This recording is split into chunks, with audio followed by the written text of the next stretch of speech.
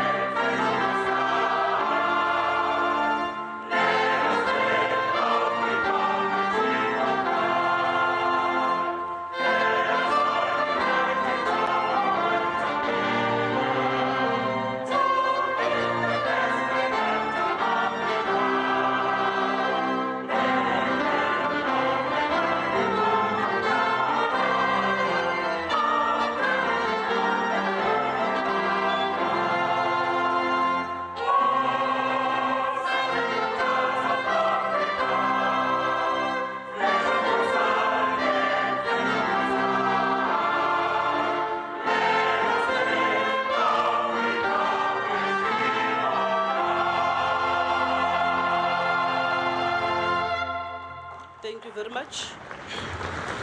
We may all be seated.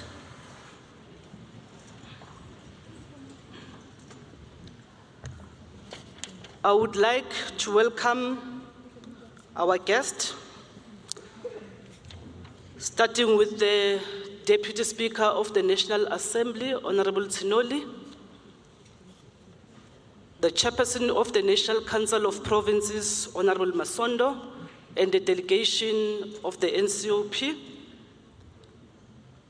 delegates of the Pan-African Parliament, members of the Gauteng Provincial Legislature and their partners, former members of the Gauteng Provincial Legislature present, High Commissioners, ambassadors, the former speakers and deputy speakers of GPL, veterans and freedom stalwarts, the judicial institutions, secretaries of Provincial Legislature of South Africa, representatives of the SADC countries, the faith-based organizations, executive mayors of all municipalities in Gauteng, speakers and presiding officers of Provincial Legislature, Speaker of Municipal Council and all councillors, the South African Local Government Association, the guests of the Premier and the former Premiers. I think it will be important that the former Premiers are acknowledged properly. Ntate Mbazi Mashilowa and Ntate Mutshekga, you are also welcome. The Deputy Minister of COGTA, Honorable Tau. Let me also acknowledge all the guests of the Speaker and that of the Deputy Speaker, presiding officers, LSB members and members of its subcommittees, the municipal speakers, the GPG entities, all strategic corporate partners present, guests of the Secretary of the Legislature, institutions supporting democracy, all city managers and councillors and previous councillors, or for councillors, presiding officers of all sector parliaments, the creative industry and sport, women in business, Director General and HODs of departments in Gauteng, all representatives of the business sector, the organized labor, leaders and guests of political parties, traditional leaders, religious leaders and members of various faith organizations, youth organizations, academics from all Gauteng institutions of higher learning, non-governmental organizations, Vita Basadi winners for 2018, the Ahmed Khatrada Foundation trustees, the AIDS Council, the Gauteng National Taxi Alliance, the media, and all other guests. You are all welcome this morning, and I hope you will bear with us in terms of the rules that governs the sitting for today. Thank you very much. Can I therefore request the members of the media to prepare themselves to come and take a photo shoot for members in the House? While we do that, let us suspend the proceedings for now.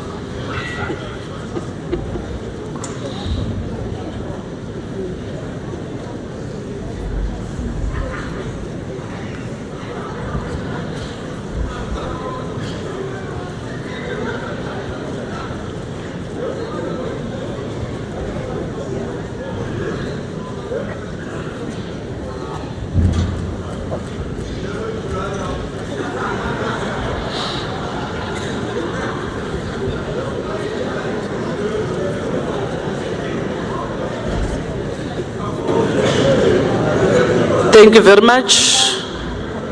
Go quickly. Photographers, can you leave the chamber?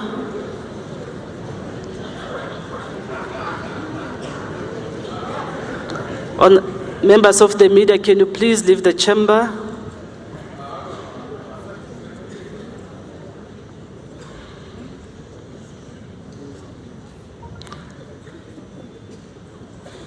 Colleagues of the media, we agreed that we're going to stick to time, please.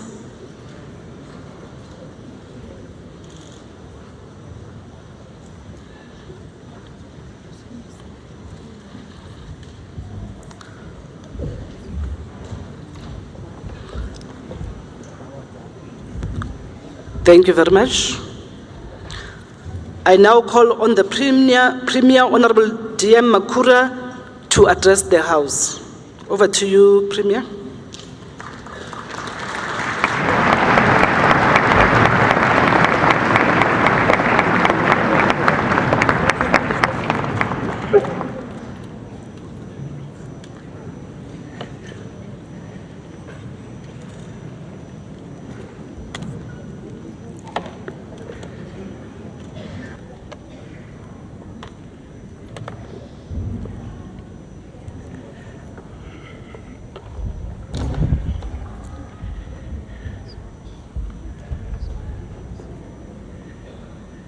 Thank you very much, Madam Speaker, Deputy Speaker, the Chief Whip of the governing party, members of our Executive Council, honorable members of this House and our eminent persons who have joined us today, former premiers, the Deputy Speaker of the National Assembly, the Chairperson of the National Council of Provinces, the Deputy Minister of Sector, executive mayors and representatives of organized local government in our province, distinguished leaders of business, trade unions, the religious sector, traditional communities, women, youth, and other civil society organizations, fellow residents of Gauteng. Firstly, I would like to thank you for joining us in this first State of the Province address of the 6th Provincial Administration, which takes place right here in Soweto. Our country has just emerged from the 6th democratic elections, and who will disagree that our democracy is strong and vibrant? Because millions praise the rain and call to cast their votes and choose their public representatives. And the people have indeed spoken without any equivocation. The ANC has a democratic mandate to lead the process of growing Gauteng together. During the election campaign, many citizens explicitly expressed their own desire for social justice, equity, and prosperity for all, especially in this province that is relatively wealthy. Madam Speaker, this is the spirit that drove thousands of our people who drafted and ultimately adopted the Freedom Charter in 1955, not far from here in Kliptown. President Nelson Mandela aptly captured the expectations of the electorate during his first State of the Nation address in 1994, when he said, I quote, "The government I have the honor to lead, and I dare say the masses who elected us to serve in this role, are inspired by the single vision of creating a people-centered society. And accordingly, the purpose that will drive this government shall be the expansion of frontiers of human fulfillment and the continuous extension of frontiers of freedom." Close quote. Madam Speaker, please allow me to convey my congratulations to the women and men who have been elected to serve as members of the 6th Gauteng Provincial Legislature. I trust that we will all join hands and work across political party lines to build a country of our dreams and a province of our dreams. Towards this end, I call on all of us to work together to build a Gauteng province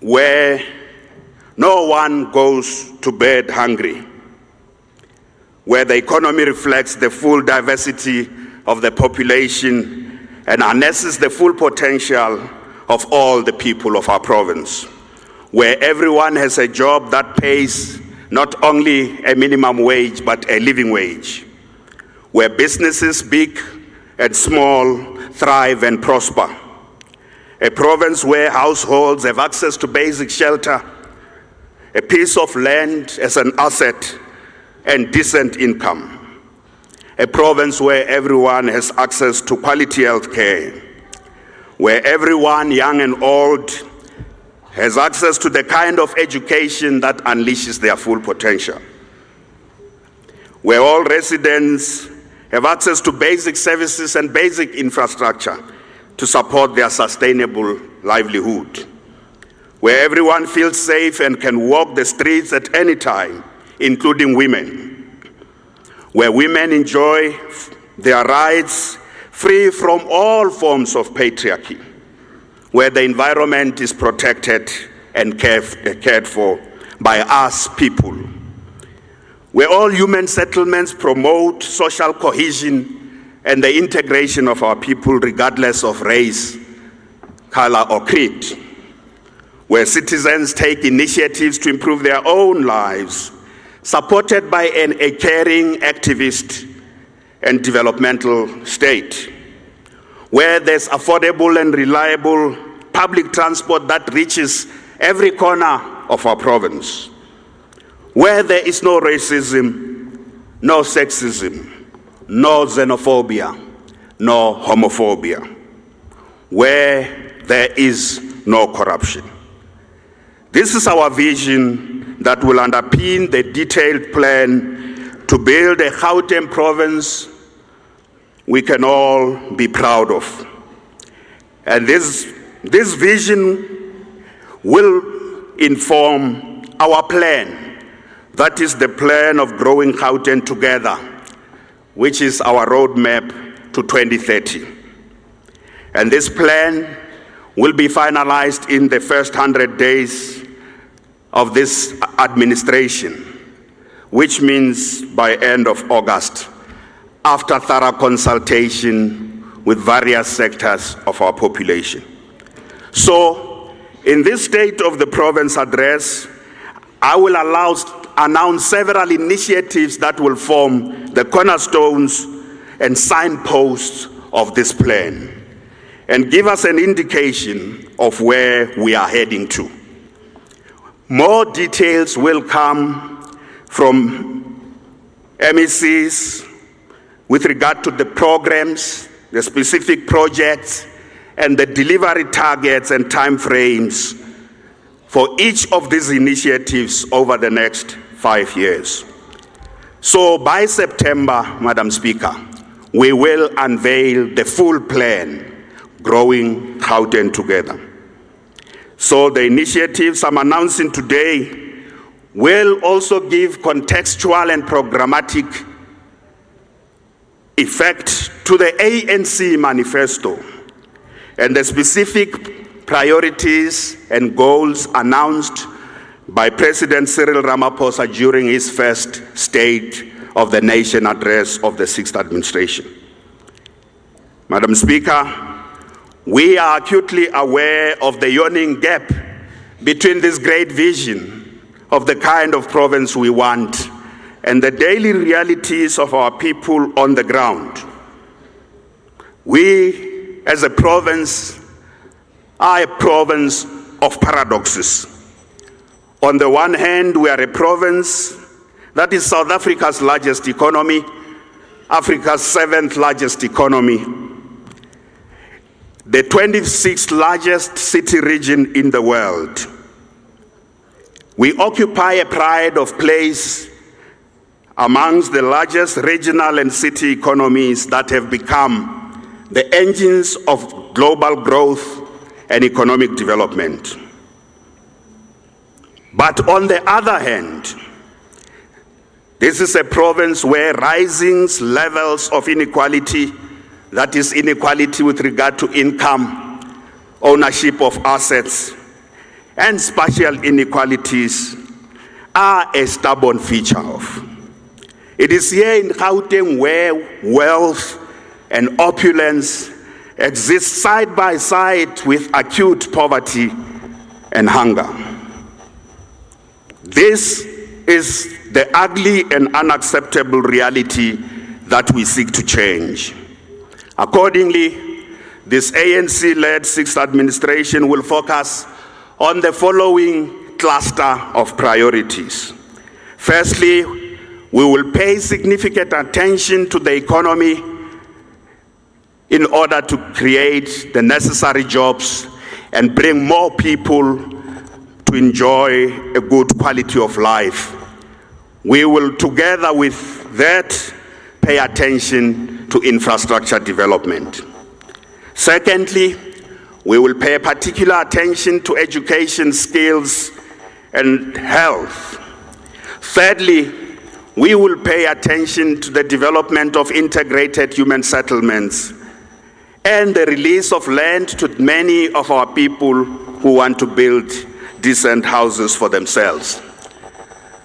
The fourth area of focus will be safety, social cohesion, and food security for vulnerable households. And lastly, We will pay particular attention to the building of a capable, ethical, and developmental state.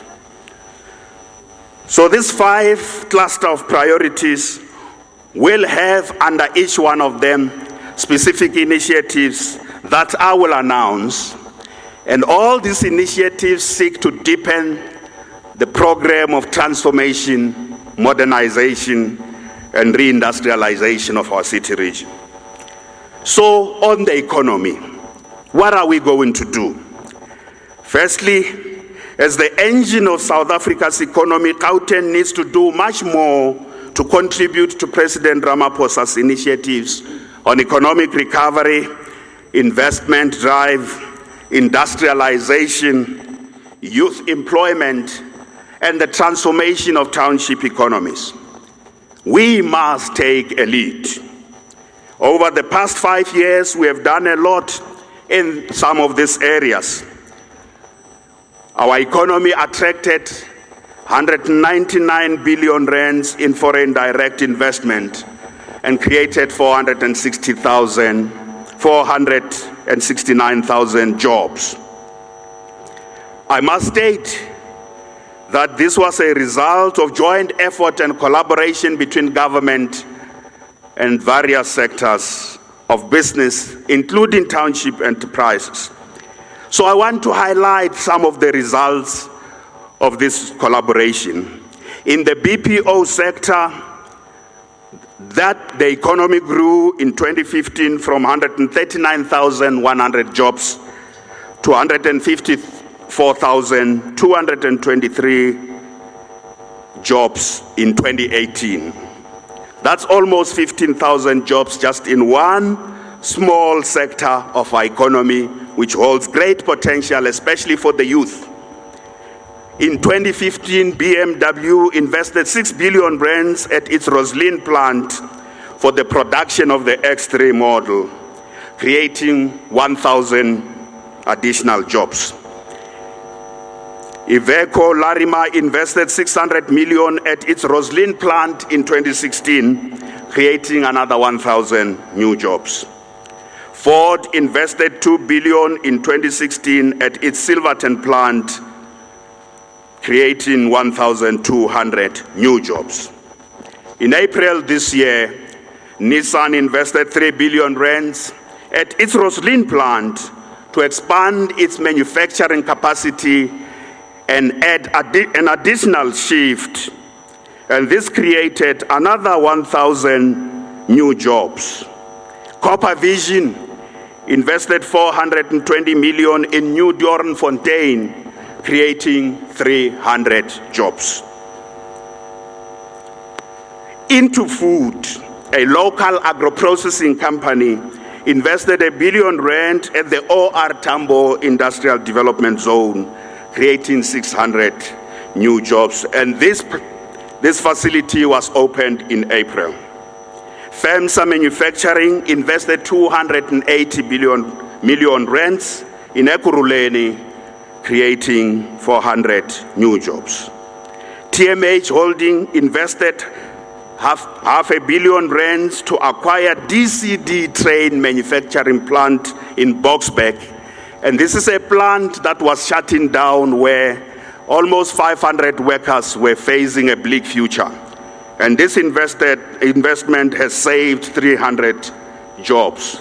And over the next year, another 200 jobs will be added to ensure that DCD workers who would have faced a bleak future are all back in production. Gibela's Danota train manufacturing opened in Niger last year, and 1.5 billion rands have already been invested in that facility, creating 1,500 jobs. Madam Speaker, we know that this is for the production of the rolling stock for PRASA and over a decade, and it is anticipated that 50 billion rands will be spent, creating another 15,000 new jobs in the next 10 years. So these are the examples of the initiatives we have taken over just the 5 years to help in re-industrialize and boost manufacturing capacity, and at the same time create additional jobs. So what are the new investments on the pipeline in this new term of office? The Tshwane Automotive Hub is going to see significant investment and job creation in the Gauteng economy through the creation of a special economic zone for the automotive sector. Ford Motor Company, Southern Africa, has just introduced a new shift, and I was at Ford on Friday, where I met 1,200 young workers, half of whom are women, who just started their jobs at Ford Motor Company. A major investment is also on the pipeline right there next to Ford at the Silverton Automotive Hub. And we are working with the city of Tshwane and national government on this. And it is there that 6 billion rands is going to be invested, creating additional 2,255 new direct jobs. And in the construction phase, 19,433 jobs. AB and Bev, that is formerly SAB Miller, is also finalizing, working with us and the municipality of Mfuleni, a huge investment of 6 billion rands in the Vereeniging town, which will bring an estimated 1,000 new jobs sorely needed in the Sedibeng economy.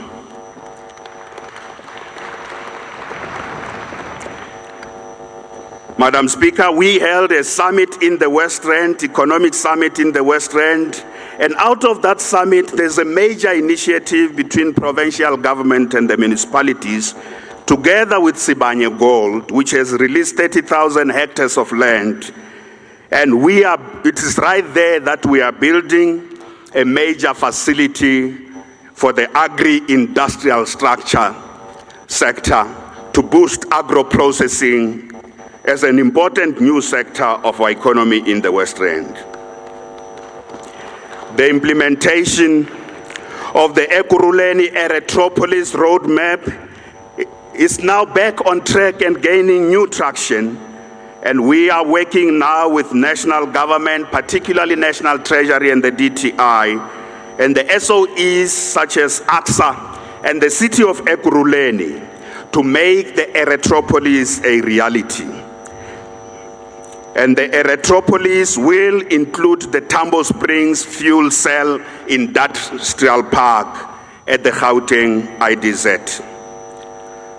So, Madam Speaker, the rollout of special economic zones in Gauteng will happen. It will happen in Tshwane. It will happen as is happening already in Ekurhuleni.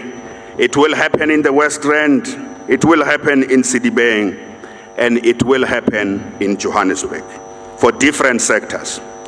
So these are joint sector-based initiatives that are being spearheaded by all spheres of government. I want to emphasize jointly with national government, the provincial government and municipalities working in a creative partnership with various industry leaders. This is unleashing the potential of our economy to grow and to bring in new players, particularly revitalizing some of our deindustrialized regions such as Sedibeng and the West Rand, including the decaying towns in those regions. Madam Speaker, over the next 5 years, we are going to pay particular attention to this idea, a great idea of creating Gauteng into a single multi-tier special economic zone. Special economic zones are important policy interventions which boost manufacturing, increase exports, and create not just jobs, but quality jobs in economies where they have succeeded. They also create new industries, as we have seen it in Roslyn. They create new industries and bring in new suppliers, particularly in our case, black and women suppliers, and link them with the value chains of transnational corporations, and in this particular case, original equipment manufacturers, OEMs. Given the fact that Africa is moving towards a continent-wide free trade area, boosting manufacturing capacity in our economy and increasing exports into the various regions and countries of our continent is very important. This is part of the vision and the dream that the President spoke about in his first State of the Nation address. We in Gauteng are not only talking about this, we are already contributing significantly to inter-Africa trade and investment. More than 200 active foreign direct investment projects of Gauteng-based companies are in different regions of our continent, and they are helping to create jobs in those regions, but they are also sustaining 45,000 jobs in the Gauteng economy. And this is important. When we talk about industrialization in Africa, it's not only about creating jobs in our own economies. We must create jobs also in those economies in our continent where our companies' FDIs is directed at. That's what is called mutually beneficial trade and investment. The Chinese call it mutually beneficial. And I see the Chinese ambassador in the audience here. We do need mutually beneficial trade and investment in our own continent. Madam Speaker, the bold initiatives to reindustrialize or industrialize our economy is also a contribution to the dream articulated by Pixley Isaka Seme, who in 1906 said the following: "The brighter day is rising upon Africa. Already I seem to see her chains dissolved, her desert plains red with harvest, her Abyssinia and her Zululand the seeds of science and religion, reflecting the glory of the rising sun from the spires of their churches and their universities. Her Congo and her Gambia whitened with commerce, her crowded cities sending forth the hum of business, and all her sons and daughters employed in advancing the victories of peace, far greater and more abiding than the spoils of war." Close quote.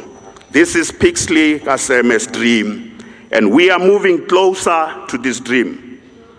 In order to drive economic transformation in our province, we will focus on the following key sectors of Gauteng's economy, and these are the sectors that have greatest potential to create employment. Firstly, the automotive, capital equipment, and rolling stock manufacturing clustered together. This is where a lot of activity is coming and a lot of jobs are going to be created. Secondly, the agro-processing, food, beverages, and agribusiness sector. We know that Gauteng is not involved so much in primary agriculture, but agribusiness, agro-processing are key areas of our economy where there's more jobs coming and where the potential lies. Thirdly, the BPO or business process outsourcing, as well as the ICT industry also hold greatest prospects. And it is also here that we have worked with many industry leaders to demonstrate that this sector can absorb more young people. Finance and retail have also been the key drivers of the jobs, but they also have a setback from time to time. Many jobs get lost in finance and retail due to technology. Tourism and hospitality is an important sector.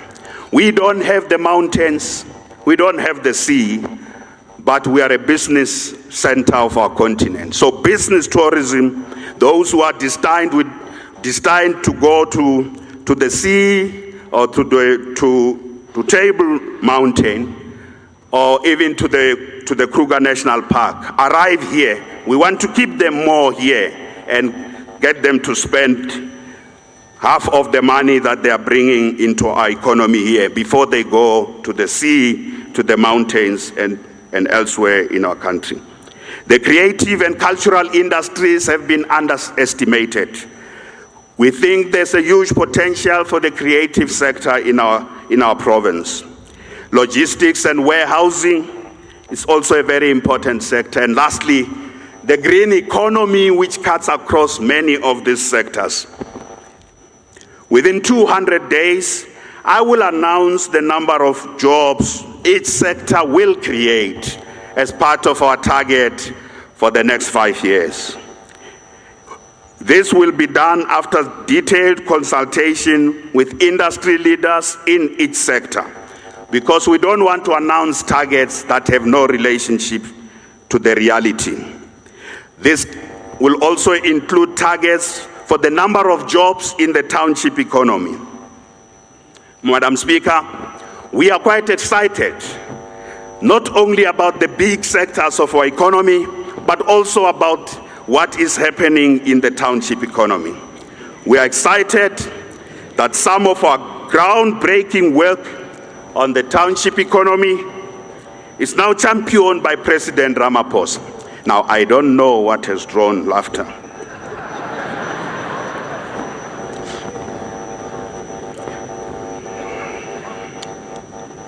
Cheers.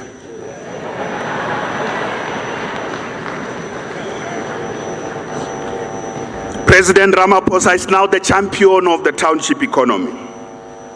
We believe more jobs can be created by small and medium-sized businesses in general in our province, and that's where the rest of the world is. More jobs are coming from the SMME sector.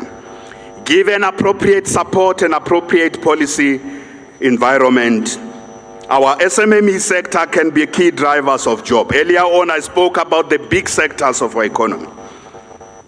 That's precisely what we are going to do. We have learned important lessons from supporting township businesses through infrastructure investment, access to markets, as well as procuring goods and services directly from them. And this we did by spending over 20 billion rands in the past 5 years. But we need new initiatives for unlocking the potential of the township economy. Firstly, we will target and enforce procurement by all our provincial government entities, from township businesses to the value of 30% of the Gauteng goods and services budget. We didn't quite get there in the last term. We ended at 24%, but 24% was good enough given the fact that this is a new initiative. We will get to 30% in this term. Secondly, we will ensure that all township businesses and SMMEs contracting with Gauteng provincial government are paid not just in 30 days, but in 15 days.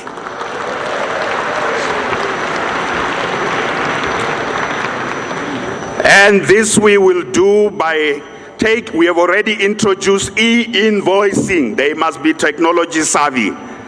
We have already introduced e-invoicing. Through e-invoicing, we will be able to pay them within 15 days or even less. And we don't want their payment to be sitting on someone's desk where bribes are being extracted and they end up not being paid. Because delay of payment sometimes is because the officials want Jojo. We have to remove them from that.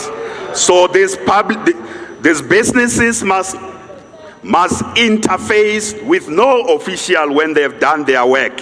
They must just load their documents and get paid so that they can grow. We will continue to invest in supportive infrastructure for our township economy, as we have done over the past 5 years. And that supportive infrastructure includes the revitalization of industrial parks, building agri-parks and agri-hubs, including markets in our township. Township businesses that are producing goods must have markets where they can sell their goods and services. It must be part of the infrastructure that we create. We will also release land and unutilized buildings to allow those who can create jobs and establish businesses in townships to apply for the leasing of this land from provincial government, land and government buildings from provincial government, so that they can start businesses in the townships. And we challenge municipalities to rise to the occasion. The ECAC labs, which are part of the industrial infrastructure we have built, will be expanded to provide for hot desks with desktops and high-speed broadband in all townships, so that young people, particularly young people who want to participate in digital trades, can participate in this. And we are linking this with SEP 1 million. We will, together with the taxi industry and our municipalities, transform all taxi ranks facilities into vibrant economic nodes in every township. These taxi ranks are not just corridors for moving people. They must be centers of business, and that's what we want to do, working with the taxi industry. In fact, we want the taxi industry to know that this taxi rank, in fact, were built not just to be owned by government. We want them to be facilities and assets that the taxi industry and taxi organizations operating there can leverage on these assets to build the viability of the local economies. Giving township enterprises, SMMEs and cooperatives the opportunity. Honorable members, we want to give more township businesses and SMMEs the opportunity to maintain and repair the facilities, including the vehicles of government. Not far from here, at the Soweto Empowerment Zone, there are businesses from Soweto that are repairing our ambulances, that are repairing police vehicles. I saw that on Friday when I visited them. They do top-class work, and these are township businesses. We want to give more of them the opportunity to do maintenance and repair of government facilities, including vehicles. We will work with the President, who has announced the establishment of the Township Entrepreneurial Fund, and the private sector in our province to establish a dedicated innovation fund to support particularly innovation in the township economy. Madam Speaker, to enable the functioning of government interventions in the township economy, to enable all township economies to grow and township businesses to grow, we need a new regulatory regime across the province. Not each municipality to have its own regulations or its own bylaws. We need a more enabling and developmental regulatory regime for township businesses and SMMEs to grow. And I want to announce, gone are the days where township businesses will be harassed by the police, including the Metro Police, for no reason.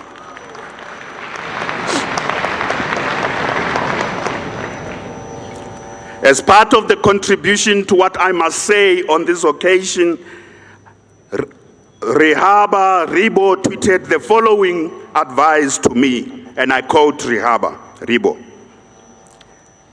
"We need more economic development programs in townships and giving young people who can facilitate and encourage their own when doing those events," close quote. And I agree with Rehaba Ribo. This administration will ensure that we increase procurement from township businesses. But I want to put a particular challenge to this legislature. The 6th legislature must work with us immediately over the next 12 months to pass a new law, the Gauteng Township Economic Development Act, which will make it easier, more affordable and quicker to register, open and operate a township business. The current bylaws are a nightmare for many. We need a province-wide new law which will make it easier for township businesses. And I put this challenge to honorable members of this House. Work with me in the next 12 months to ensure this legislature passes a new law to enable the growth of township businesses. Honorable members, there's another part of the township economy that is hidden.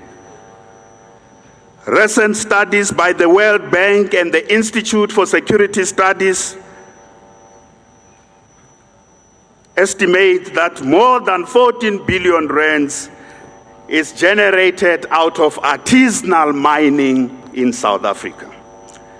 And this artisanal mining are informal miners, some of whom are involved in what we call illegal mining activity.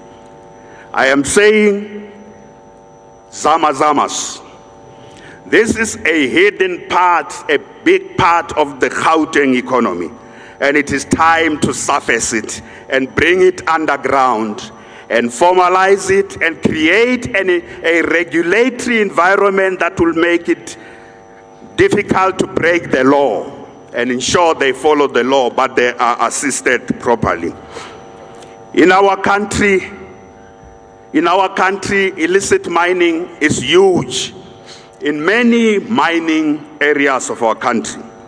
But globally, artisanal mining accounts for 100 million artisanal miners compared to 7 million formal jobs in the industrial sector. So globally, 20% of gold and diamond is produced largely by artisanal miners. So, honorable members, we need a fresh approach to dealing with the informal mining sector in our country, and especially here in Gauteng. I want to acknowledge that the EFF has been championing the issue of doing something about artisanal mining. So going forward, we can't keep sending the police. The police get sent to these artisanal miners, and it is a job impossible for the police to do. We are redirecting resources away from policing communities to policing the underground world. And the police have said to me, this is a job very, very difficult to do. So we can't solve this problem by more policing and more policing and more policing. As a deeply affected province, we call for a fresh approach to ensure that we assist artisanal miners to ply their trade in a lawful manner that doesn't pose a threat to communities, to infrastructure, to the environment, and to the formal mining economy. So I want to restate, we need a new approach to dealing with artisanal mining. Too many people are dying there underground. Too many difficult things are happening there. Illegal things are happening there. But many of these people want to do formal things, and they don't want illegality. We must assist them in this regard. Our province infrastructure faces a serious threat because of ongoing digging in the mining area. Some of the communities like Riverlea, serious threats face them because there's digging. The gas pipelines that are running and our other, including our underground water, would seriously be facing a threat of pollution unless we deal with this matter properly. Honorable members, to finalize all our initiatives on the economy, MEC Dr. Ramokgopa will present to the Executive Council in the next 100 days, a detailed plan that identifies sector by sector how many jobs we can unleash and how many additional new enterprises can be absorbed, particularly township enterprises, including incubation of the smaller businesses in that. So this is his first job of the first 100 days. That is by the end of August, the plan shall be delivered to the Executive Council on the economy, everything on the economy. Dr. Ramokgopa will also table a plan on climate change and sustainability for Gauteng within the first 100 days. Climate change is real. Climate change is a very real threat to many of our people. When there are floods, flash floods in our province, we see that when there are rains, the design of our infrastructure poses very serious problems. A lot of our people just settle everywhere. When there are heavy rains, you see what happens. So we also have a big problem of waste. This waste must be turned into a new opportunity, a new economy. So Dr. Ramokgopa, 100 days, I want to see the plan from you.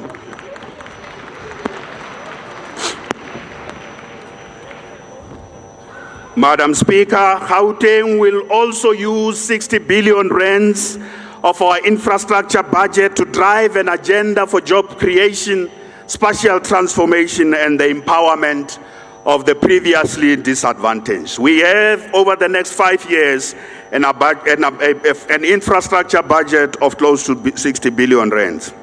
In particular, this budget will be used to improve the quality of water, sanitation, electricity, housing, and roads in deprived areas, including completing any incomplete project, including those projects in the urban renewal areas of the townships. I will return to this later.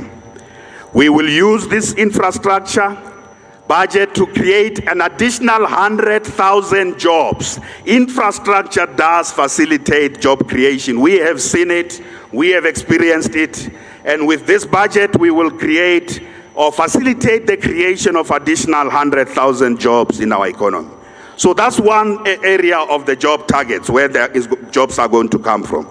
We will use this budget to revitalize the regional economies that are not coping, particularly the economies of Sedibeng and the West Rand. We will have strategic catalytic infrastructure projects in those regions to catalyze investment there and crowd in private sector investment.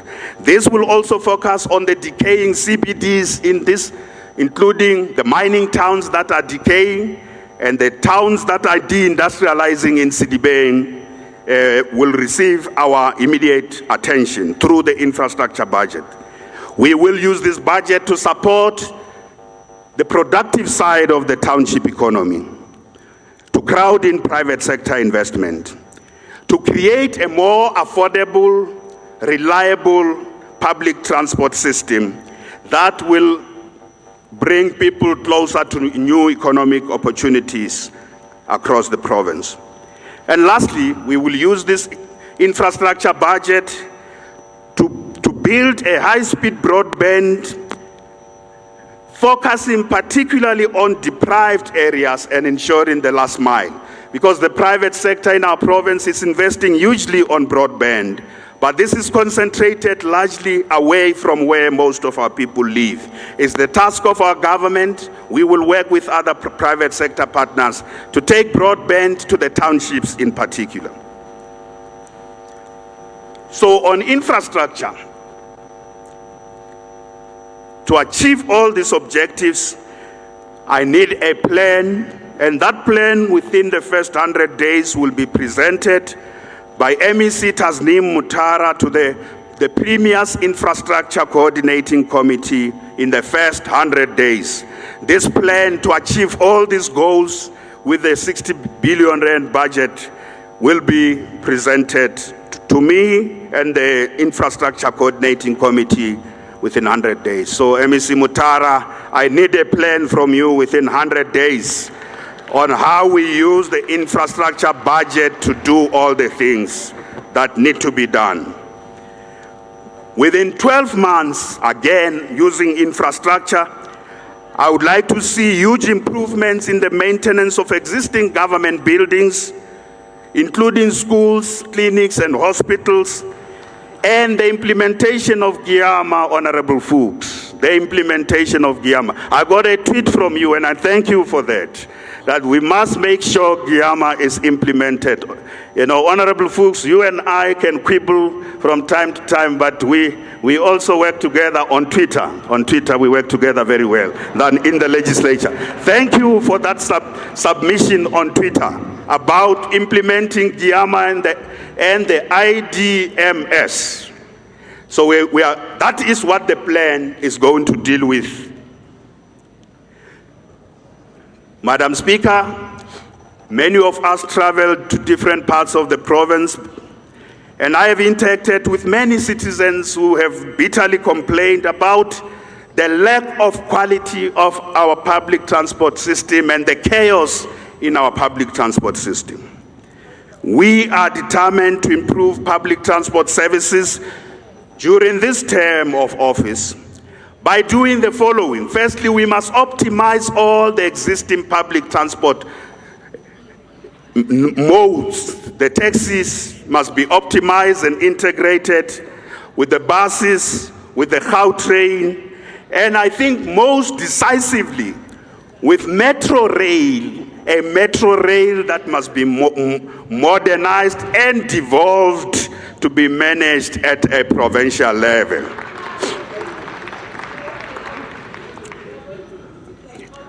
So within the first 100 days, so you don't govern nationally, how can you not allow us? Metro rail shall be devolved to the province. The ANC is governing nationally. The Minister of Transport and I and MEC Mamabulo are talking about the devolution of a proper metro rail, and all this will be run by a single transport authority that is already being established in Gauteng province. So MEC Mamabulo, this is your task now. Within the first 100 days, I need from you a transport service delivery improvement plan, which must be presented to the Executive Council. A transport service delivery improvement plan to optimize and bring together all these different public transport services and ensure that these public transport services reach all the areas of Gauteng. The people of the West Rand say public transport doesn't reach them. We want to optimize that. So your plan must also be able to specifically say, with the budget we have, how do we optimize and integrate the public transport system? This is the job we particularly want the Gauteng Transport Authority to do. So in 200 days, once the plan is adopted by EXCO, in 200 days, I want to take this plan to the National Minister of Transport. So this plan will now be discussed with national government, because national government is subsidizing the metros on transport and is subsidizing the provinces. We want national government to know there's one plan for the whole of Gauteng, and if the subsidization must happen, it must be directed at making this plan a reality. So, in addition, MEC Mamabul, in the next 12 months, I want to see specific improvements in 5 transport nodes which are currently a nightmare. Public transport nodes, such as Mabopane Station. That place is a nightmare. In 12 months, I want to see improvement there. Maraba Stad, it's also a nightmare. There's modern structures there, but the place must be organized properly. Park Station itself is very chaotic. Bree Street taxi rank, women get attacked there. Women get attacked there at Bree Street taxi rank. Germiston Station is a big transport node, And I want to add, the Vereeniging taxi rank must be sorted out so that it can operate optimally and fully, because it's the major transport node for the people of the Vaal. So in your plan, I want to see how we are going to improve these 5 transport nodes, together with the big thing about where we take Gauteng transport system. Investing in internet connectivity, Madam Speaker, is critical for our administration and the future of our country and our province. Gauteng province refuses to be left behind or left out of the 4th Industrial Revolution. We refuse to be left out of the digital age, and for this reason we have been investing in wall-to-wall broadband coverage with emphasis on deprived communities. We know, and there are studies to show, that investing in connectivity does increase the GDP of that investment destination or location by at least 1.5%. It also improves our citizen services and service delivery. Investing in internet also creates new industries, particularly the potential to bring in young people into the sector is crucial, because youth and technology are second nature. So we are building a smart province, Premier Shilowa. We are continuing on that road, Premier Mtsecha. We are continuing on that road of building a smart province. And some of the work was started by my predecessors, such as the building of the Gauteng Innovation Hub. And that innovation ecosystem is now being expanded. We are investing in the growth and expansion of the Innovation Hub, and drawing in universities and research institutions, as well as private sector centers of excellence, to create the Gauteng innovation ecosystem. And in the townships, we have been building Ekasi labs. Those would also be part of our innovation ecosystem. So the future of our economy and the economy of any part of the world that is serious lies in innovation. I want to go back to the dream, Premier Shilowa, the dream of building the Gauteng Innovation Hub into the Silicon Valley of Africa. That is your dream. That is your dream. The Gauteng Innovation Hub must become the Silicon Valley of Africa. It is in the Gauteng Innovation Hub where we want to make sure South Africa and Gauteng are a hub for the 4th Industrial Revolution skills and the digital economy in areas such as artificial intelligence, big data, and cryptocurrency. That is going to happen at the Gauteng Innovation Hub. Accordingly, I am going to appoint a panel that will advise the provincial government on the 4th Industrial Revolution, and this shall be announced in the first 100 days. So by the end of August, there shall be a panel to advise our government on the development of innovation ecosystem and how we take the best opportunities of the 4th Industrial Revolution. Accordingly, within the first 100 days, MEC Gomora Lehuku, I need a plan from you. I need a plan from you on how we make sure that Gauteng government moves to 100% government services delivered on digital platforms. This is our vision.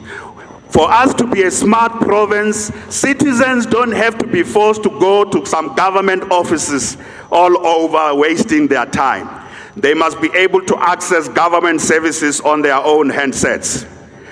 So that's the plan I want to do. So how do we make sure we move all public services in Gauteng on digital platforms? That's what I need from you, MEC Nkomora Lehoko, within 100 days. And we must demonstrate area by area. We have already started with the licensing.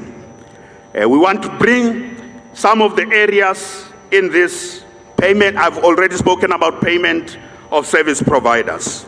The delivery of education, we are already doing well in that regard, including registration of learners. The healthcare system requires significant investment in these technologies to also make it easy for our people to get access to quality healthcare. One of our departments already deploying digital technologies, that's the infrastructure development, to monitor, using drones, to monitor the implementation of infrastructure projects. General Mawela, I want us to use the drones to police and chase criminals. I want the criminals to know that wherever they are, the drones being managed by the police in different places, the drones will get there and we will get them.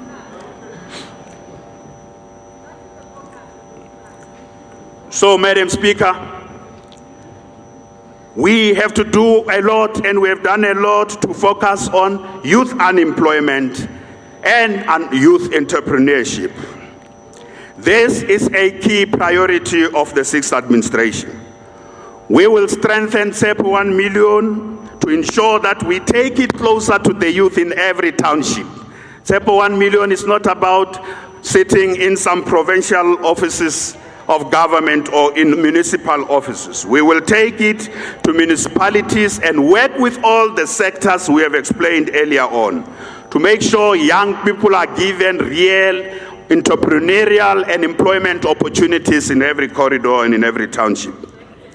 We have already done a lot to empower and skill more than 500,000 young people in our province, many of whom have had opportunities to access employment and establish their own businesses. But we need more. We need to do more because in our province, we have close to 2 million young people who are looking for these opportunities. So in response to the President's call, we will do the following. We will make sure specifically that 250,000 young people are brought into long-term employments in key sectors of our economy. And those sectors of the economy, I've already explained about those sectors. That's the plan that MC Ramokgopa is bringing. In each key sector where new jobs are created, half of those jobs must go to young people in each sector, including in the township economy. We will also make sure that our public employment schemes, 50% of all jobs in the public employment schemes are for the youth. And in particular, we are targeting 250,000 young people who will be brought into our public employment schemes to help create skills and enable them to earn some income as part of the transition to proper opportunities. We will also ensure that government jobs, entry-level jobs of government are used as opportunities to bring in young people so that the requirement for experience will not be there as part of implementing the ANC manifesto resolution. In this province, entry-level jobs and all the new jobs that are coming for every department, the question we must answer is, where are the youth in each of these? Honorable members, we will also do something that we have been doing but increase that level. Through welfare to work, we will reach 100,000 unemployed young women who are currently depending on child support grants as a form of living. We have already done that with 30,000 young people. We have tested the concept, so we will increase the number to 100,000. These young women have shown us that many of them don't really want to be dependent on the grant. They want to work for themselves. Many of them are also running their own small businesses to earn a living and support their children. We will continue to use our program of 20 million to skill 1 million young people in digital skills. And I've seen it during the Youth Month at Nasrec during the Youth Expo. I've seen young people there who have spent a day being equipped with digital skills, and when they leave there, they have a certificate, and their level of confidence just shoots to the roof. And some of the things they were not able to do yesterday, they are now able to do. And that research points out that every digital skill enhances a young person's employability. We will continue to do this. And lastly, what are we going to do regarding our infrastructure programs? Honorable Mutara, government has a tendency to put a tender to everything that needs to be fixed in a school, in a hospital, or in a government building. And that's why these tenders are causing a lot of problems of corruption, and they delay delivery. We want, going forward, we are going to bring in the repair and maintenance of government facilities, including hospitals. Young people will be trained as artisans who will be located in these facilities, and they will do maintenance there. That job does not have to be taken to tender. Those young people will do maintenance and repair of our facilities on the spot. Sometimes it takes 4 months or even a year to fix a toilet in a government facility because of tenders. Young people are ready. They will be equipped with artisan skills, and our artisan training program that's part of Bpo 1 million will be increased, and that team will be given to you, Honorable Mutara, so that those young people are brought in. The money we used to pay for tenders on some of the repair and maintenance work is now going to be used to bring in young people into proper maintenance and repair jobs.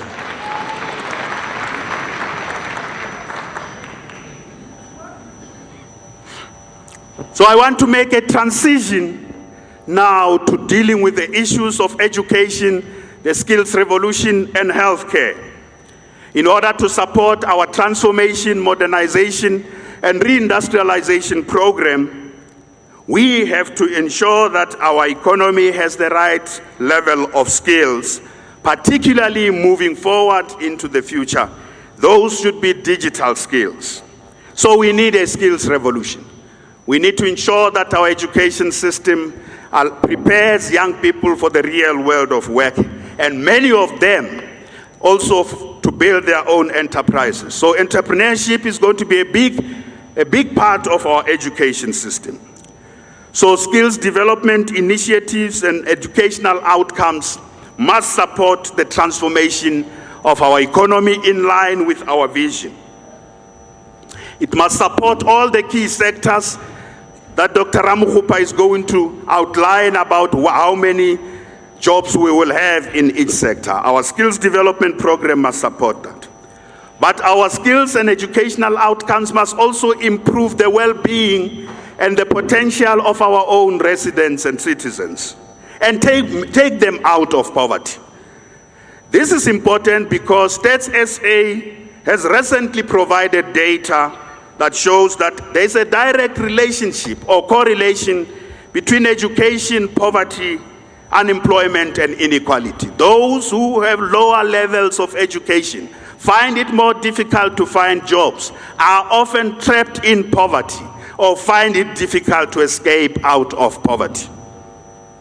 So education makes a big difference in the lives and the potential of citizens. Educated and skilled individuals have better jobs and better prospects for escaping from poverty. So we have invested a lot as a province in this area of education. And we are on a consistent path to improve our education system, particularly the education for township children. We have built new schools, employed more teachers, and Rollout, ICT, and other infrastructure, particularly in the deprived communities. We have not narrowed the gap with regard to performance between the suburban schools and the township schools. We are also gearing our education system for the future to meet the demands of the future economy by rolling out schools of specialization, working in partnership with the private sector. The number of schools of specialization will increase from 17 to 35 over the next 5 years. We will also continue to build schools for learners with special educational needs, because no learner should be left out because of their background or circumstances of their birth. We want to give opportunities to all the children of our province. All this we do as part of meeting the goals of the National Development Plan and the UN's Sustainable Development Goals.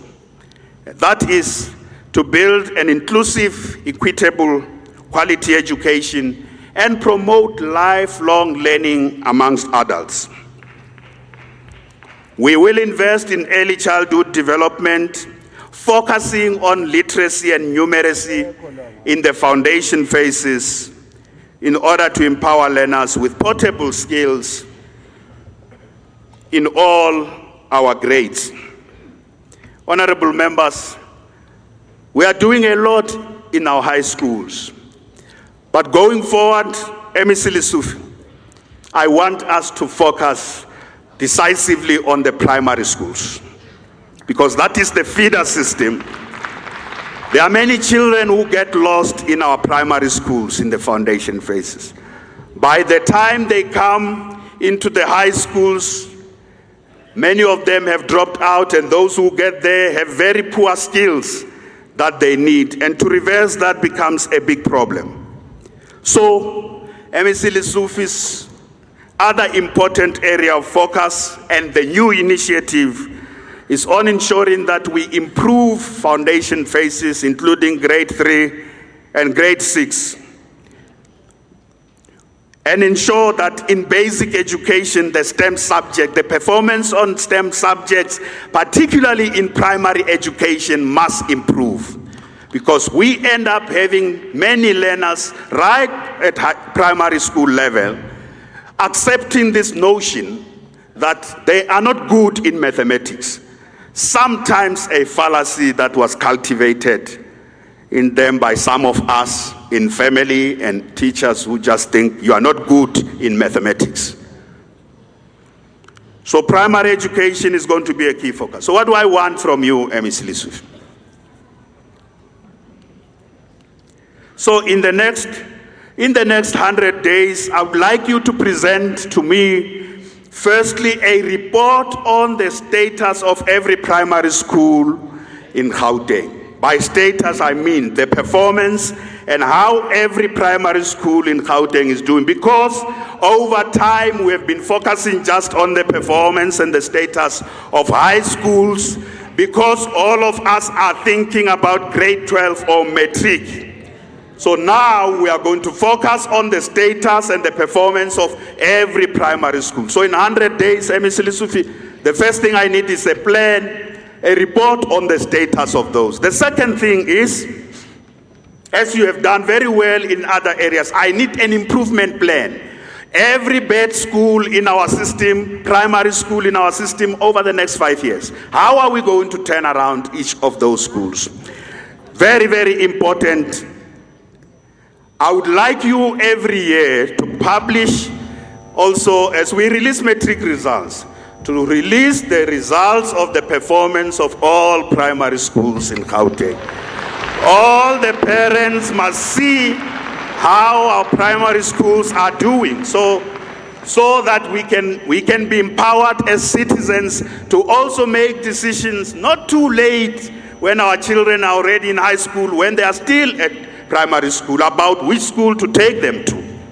This will improve also transparency, MEC Lessufi. So I want you to therefore identify in that plan what are the worst primary schools. And you and I are going to focus on visiting all the worst primary schools in the next 12 months. Sorting, firstly, looking at what needs to be done with each one of them. to sort them out.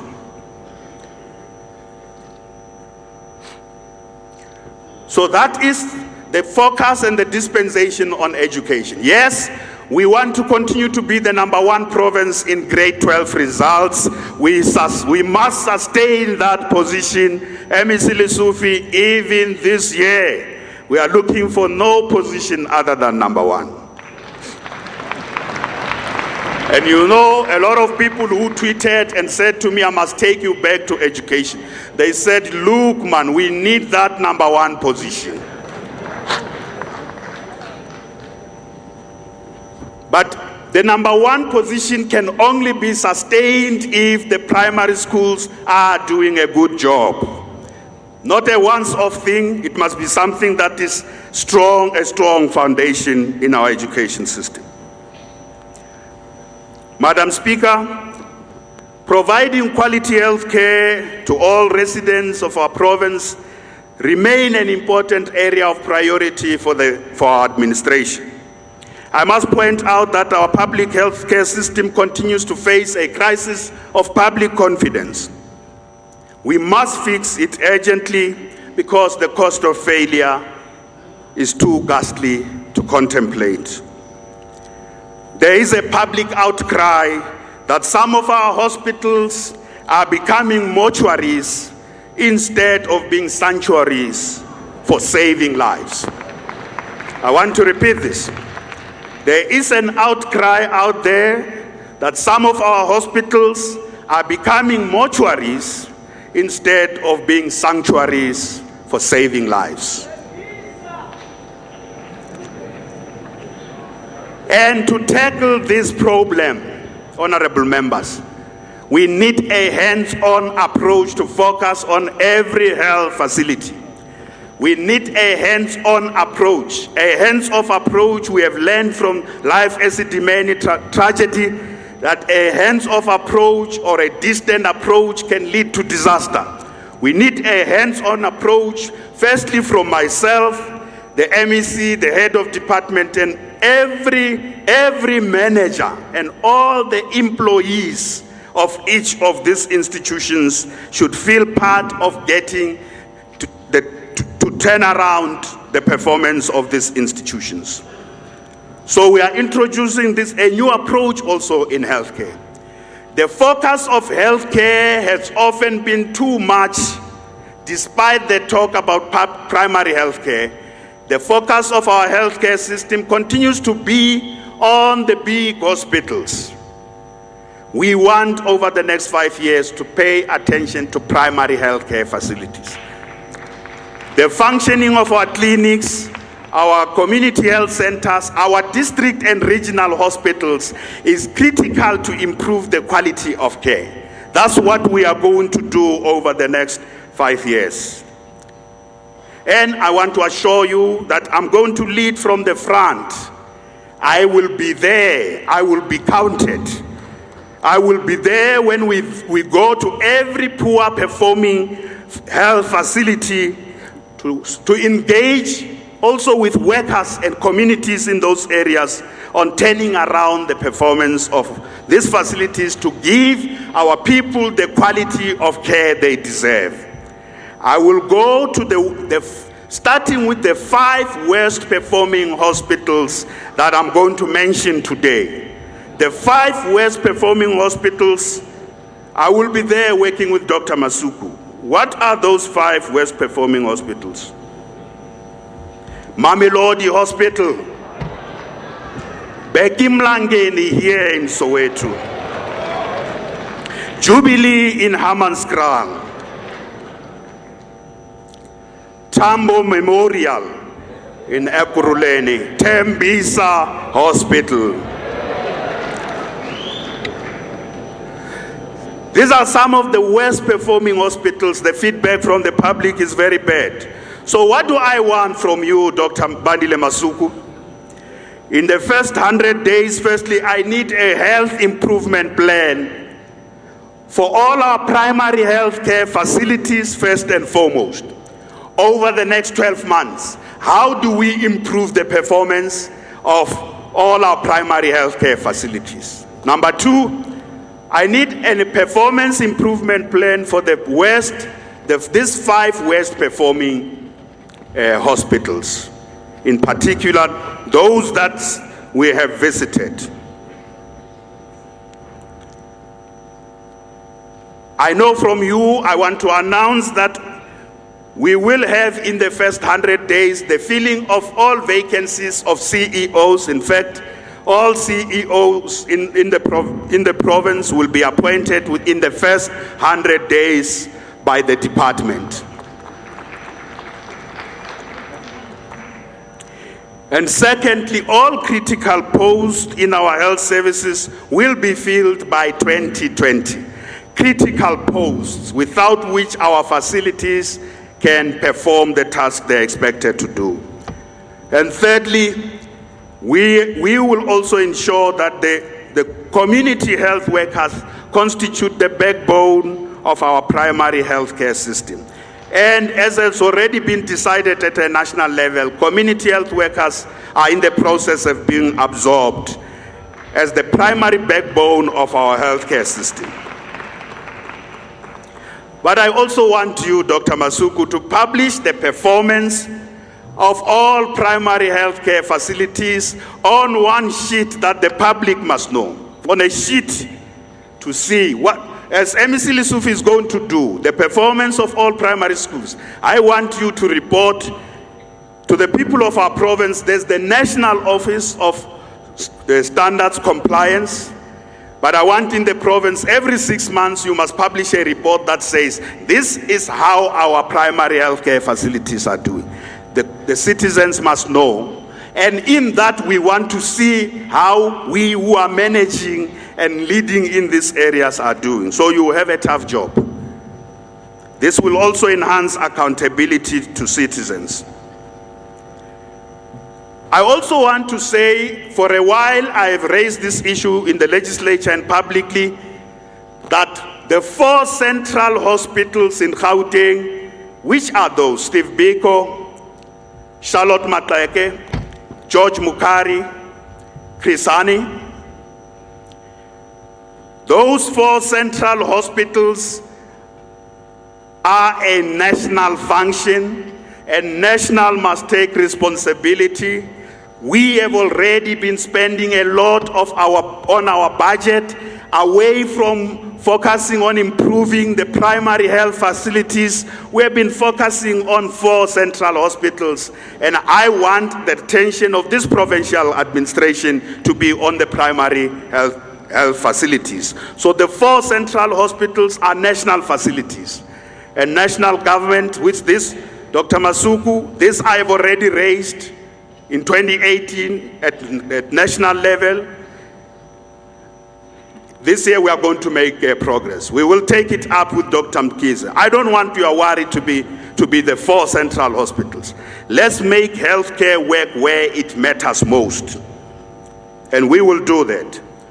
We also want to ensure that all the 32 CHCs, that's community health clinics in Gauteng, the 32 of them must have 24-hour service, because sickness does not have night.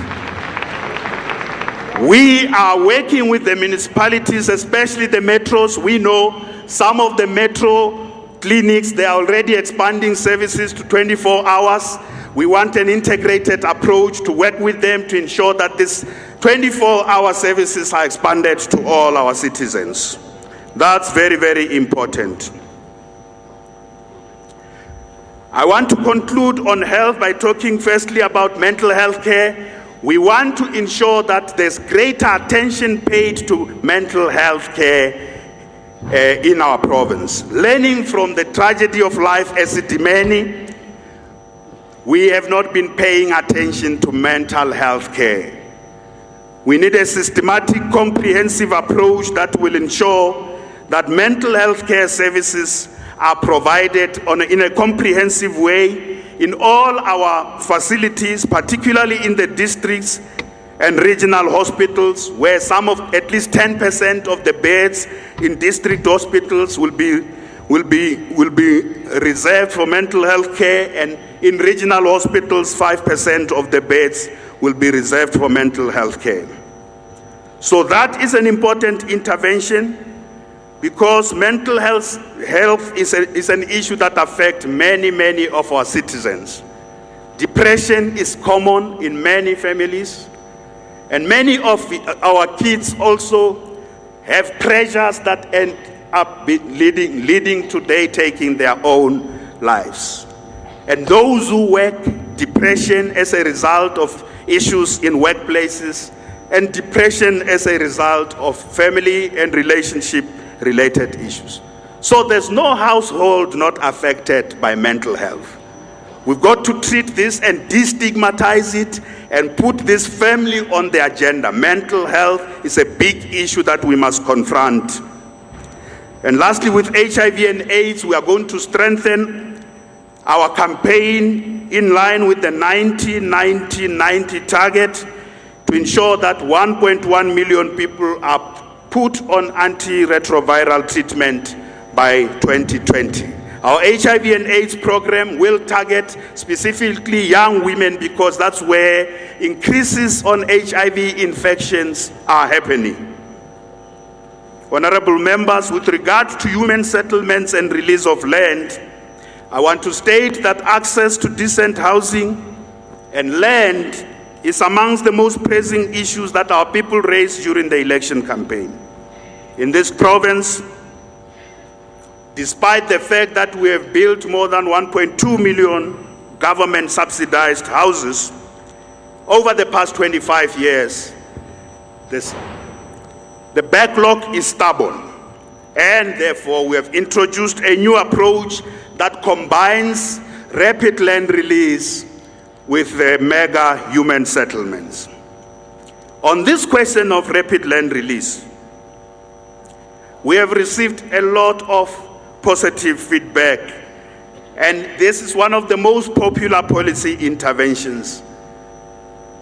And I want to cite some of the submissions made by different people in our province. Jobson Tape made the following comment on Facebook to me, and I quote, "Just try to allocate land to some of us. Just a piece of land. I will build my own house.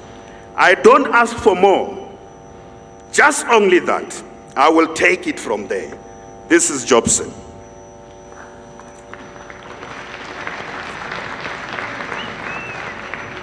Advocate Buani Chiwarure also sent me the following Facebook message. "Please consider allocating land to people who have money to build their own houses. RDP houses cannot be the only solution to housing challenges." Sandra, from the Federation of the Urban Poor, otherwise known as FEDUP, the Federation of the Urban Poor, otherwise known as FEDUP, Sandra tweeted me the following message. And I quote, "FEDUP are ready in Gauteng with organized communities to implement the people's housing process. Our landlords are ready with savings to embrace the rapid land release program. We need your support." This is FEDUP. They are not fed up. They are ready. They are ready. I agree with Jobson, Ribuani, and Sandra, and these three debunk this myth among some of us that South Africans want free things from government and they don't want to do anything for themselves. This is a myth. During the last State of the Province address, I pointed out, as part of the Gauteng spirit, that many of our people want to do things for themselves. And the rapid land release is a demonstrable example of how our people want government to help, give them a helping hand, and the rest they'll take forward.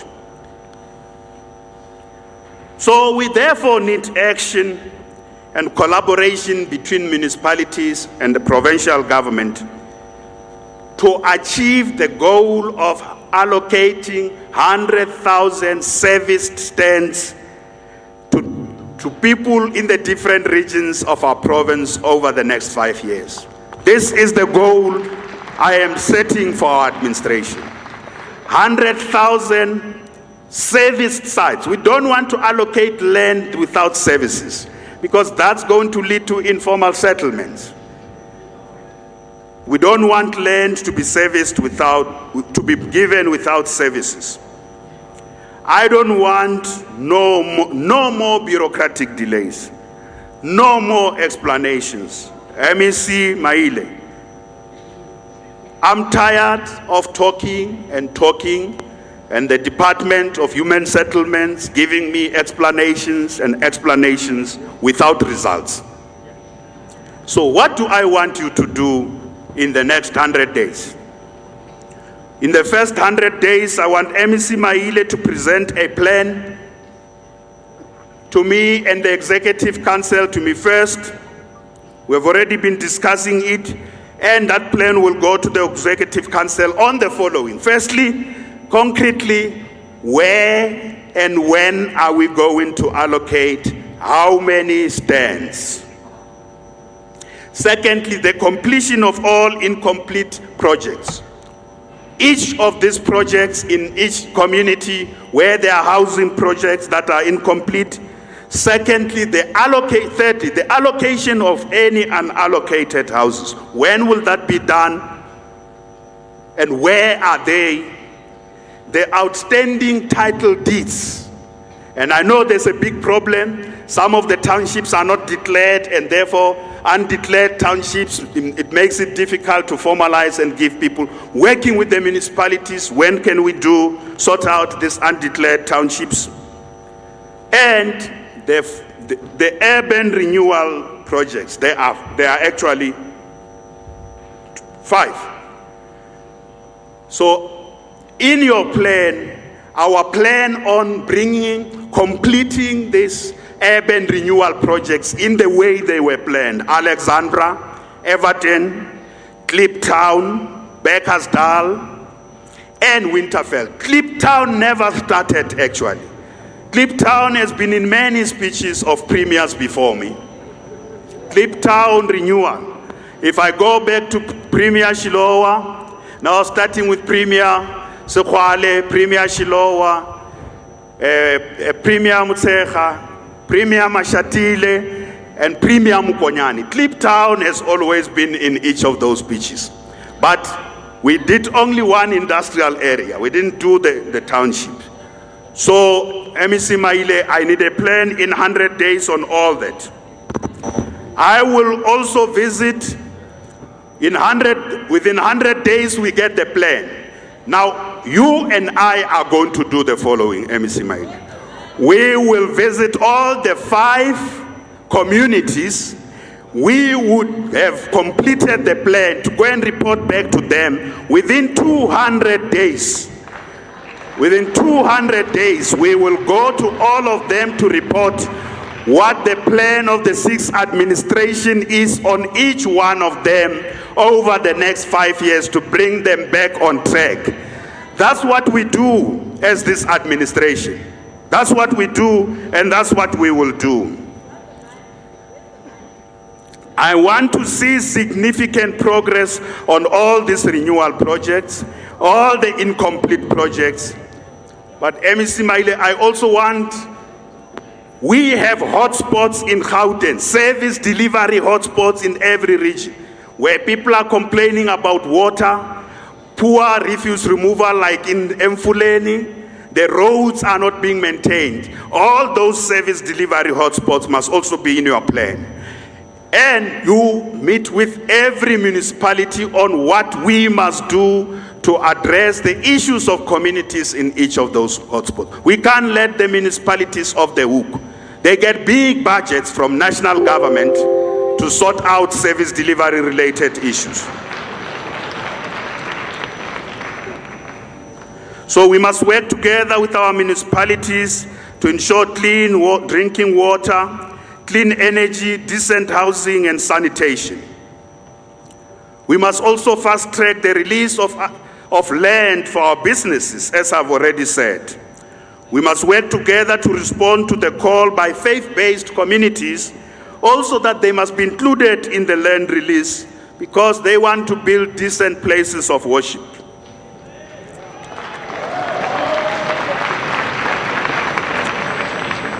Your plan must also include the upgrading of hostels. I am sick and tired of always having to explain why is nothing being done to improve the conditions of our people living in hostels. So the plan will include the upgrading of hostels. And lastly, I want you to talk to the mayors with regard to the housing-related issues on the upgrading of informal settlements. It is the responsibility of the municipalities, because most of the basic infrastructure they get from the Urban Development Settlement Grant. So also talk with the municipalities on all the informal settlements and what is the plan. I also want you to pay attention to mega human settlements. The president spoke about new cities. In this province, we use mega human settlements to unlock the potential of different nodes, and we have many of them already underway. I've reported about them before.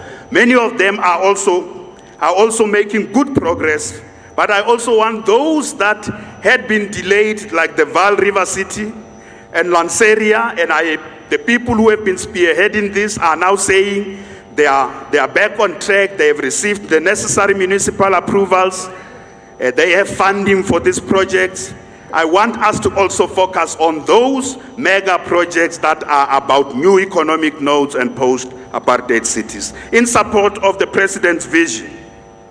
We must unlock many of them, especially the Vaal River City and Lanseria were delayed by the absence of land availability agreements between the different role players. And these role players are saying to me they are ready to bring back these projects on track.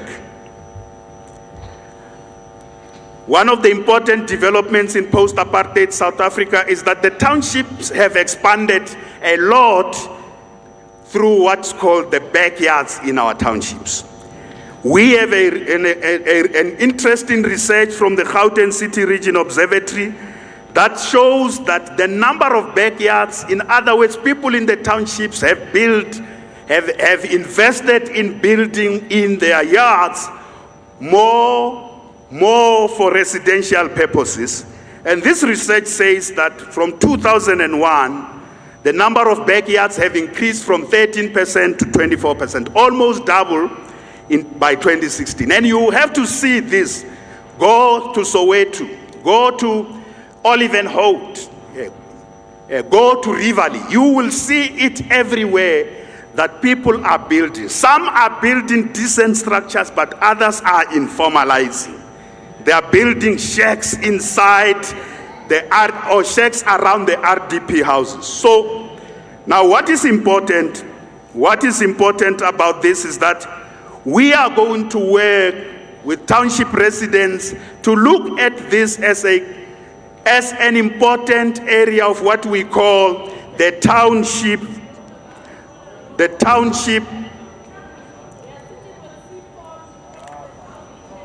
This is a very important area of the township housing market. So there's township real estate. Many township people are generating income out of the backyards. So we want to work with township residents to ensure that we unlock the value of real estate in our townships. This is very, very important. And this brings me to an important issue that here in Soweto, we also, largely as a result also of the explosion of the backyards that are connected to the main houses with regard to water and electricity, we have a big problem. Part of the debt problem in Soweto arises from that. I have moved into houses where they say, the elderly people say, look how much I'm paying for electricity, but only to find out that it's because of the consumption in the backyards, and there's no proper link about who's consuming how much electricity. So as a response to the president's message around Eskom and payment, I will work with Eskom and in the Vaal work with Rand Water and specifically here in Soweto, together with the people of Soweto, to address this issue of the debt. Because the last thing we want is a situation where these institutions just take drastic action and there's no platform to address the problem. So we want to work with the communities in Gauteng where there's an Eskom debt or rent water debt. So as the Premier, I will lead this process to facilitate dialogue, even with municipalities that are owing Eskom and rent water, and households that are doing that. So we will work with them so that we bring also national government, Deputy Minister Pakstawu, we want to bring national government into this to ensure we manage this issue and ensure, though there are many people who say to me they want to pay, but we need to sort out how they are billed so that we address the payment of services. With regard to safety, social cohesion and food security, Madam Speaker, there's no doubt that crime continues to be a menace to many law-abiding citizens in our province. In the last State of the Province address, I introduced Lieutenant General Elias Mawela, the Provincial Commissioner, and made a commitment that things are going to change. Zizojiki izinto. I made a commitment that zizojiki izinto, things will change. I made a commitment that police visibility is going to increase and police action is going to improve in Gauteng province. The police are now everywhere in Gauteng conducting roadblocks and raids through Operation Okaimulao. Some of you have seen me and the MECs on the road joining anti-crime operations, together with the HOD of Safety and the Provincial Commissioner. Since February, 3,000 people have been arrested and counterfeit goods to the value of 151 million have been recovered. This includes the arrest of 229 most wanted criminals. I gave General Mawela a target of 20 most wanted criminals. He has arrested 229 most wanted criminals, including Vusi Keke in Mamelodi. Vusi Keke is in prison right now. He was harassing the people of Mamelodi left, right, and center. We will get other Vusi Kekes wherever they are in any community in Gauteng.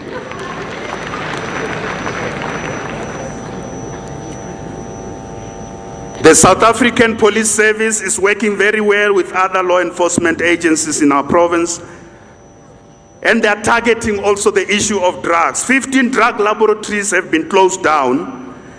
Drugs, including the manufacturing equipment, have been confiscated, and 35 drug kingpins have been arrested since February. Honorable members, we will also respond to the call to deal with a particular type of crime. There are people calling themselves business forums who are shutting down construction sites and delaying projects across the province. General Mawela is setting up a special team to focus on that. We are going to put a stop to that type of criminal activity. We want to support genuine business people in the townships when we build projects, build schools. We don't want people who go around collecting money and calling themselves business forums. So Okaimulao is working, and to demonstrate this, Murupe Malachi tweeted the following message on Thursday to me. And he said, "Well done, #Okaimulao. These things, meaning drugs, are destroying our society." Ediwa Mukhale also tweeted the following: "This operation works, and my stolen car was also found in Diepsloot in May."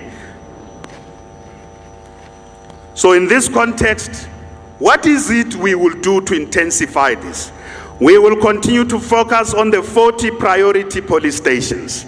Where crime is highest, we want to reduce crime by 50%. But we will also focus on all the police stations, 142 of them. So going forward, General Mawela, this is what I need from you, together with the MEC and the department. The first thing I need is that, in addition to national crime statistics, I want us to report on the performance, integrated comprehensive performance of every police station on priority crimes, including gender-based violence. I want a report on every police station. How are they doing in that? The report must also say, are we working, the police working with communities? So the status of community policing forums will also be something that we pay attention to. Car hijackings, house and business robberies, drugs, farm murders, as I said, gender-based violence. In these areas, I want a report that says, how is every police station performing on those key areas of crime? Gender-based violence, carjackings, house and business robbery, drugs, and farm murders. And I want to say, working with the Freedom Front Plus, we will focus on this key issue of farm murders. I've made a commitment in the last term, and I'll carry this commitment forward in this term. School safety, MEC Lessufi, is going to be the Premier's priority. So you and I and MEC Mazibuko, we need to identify the schools in Gauteng where violence, drugs are destroying our children. And those, including schools where our kids get raped in those schools. And you grade those schools around crime. Schools affected mainly by crime. And we must go for them. We must go in the next 12 months, we must go for all those schools where there's this types of crime that is disrupting our schools. And I also want MEC Mazibuko, I want you to deploy 10,000 patrollers in every ward. We have 508 wards in Gauteng. In every ward, I need 10 patrollers in each one of them. In every ward, 10 patrollers in every ward. 10, not 10,000. 10. Thank you for the correction. Thank you for the correction. 10, not 10,000.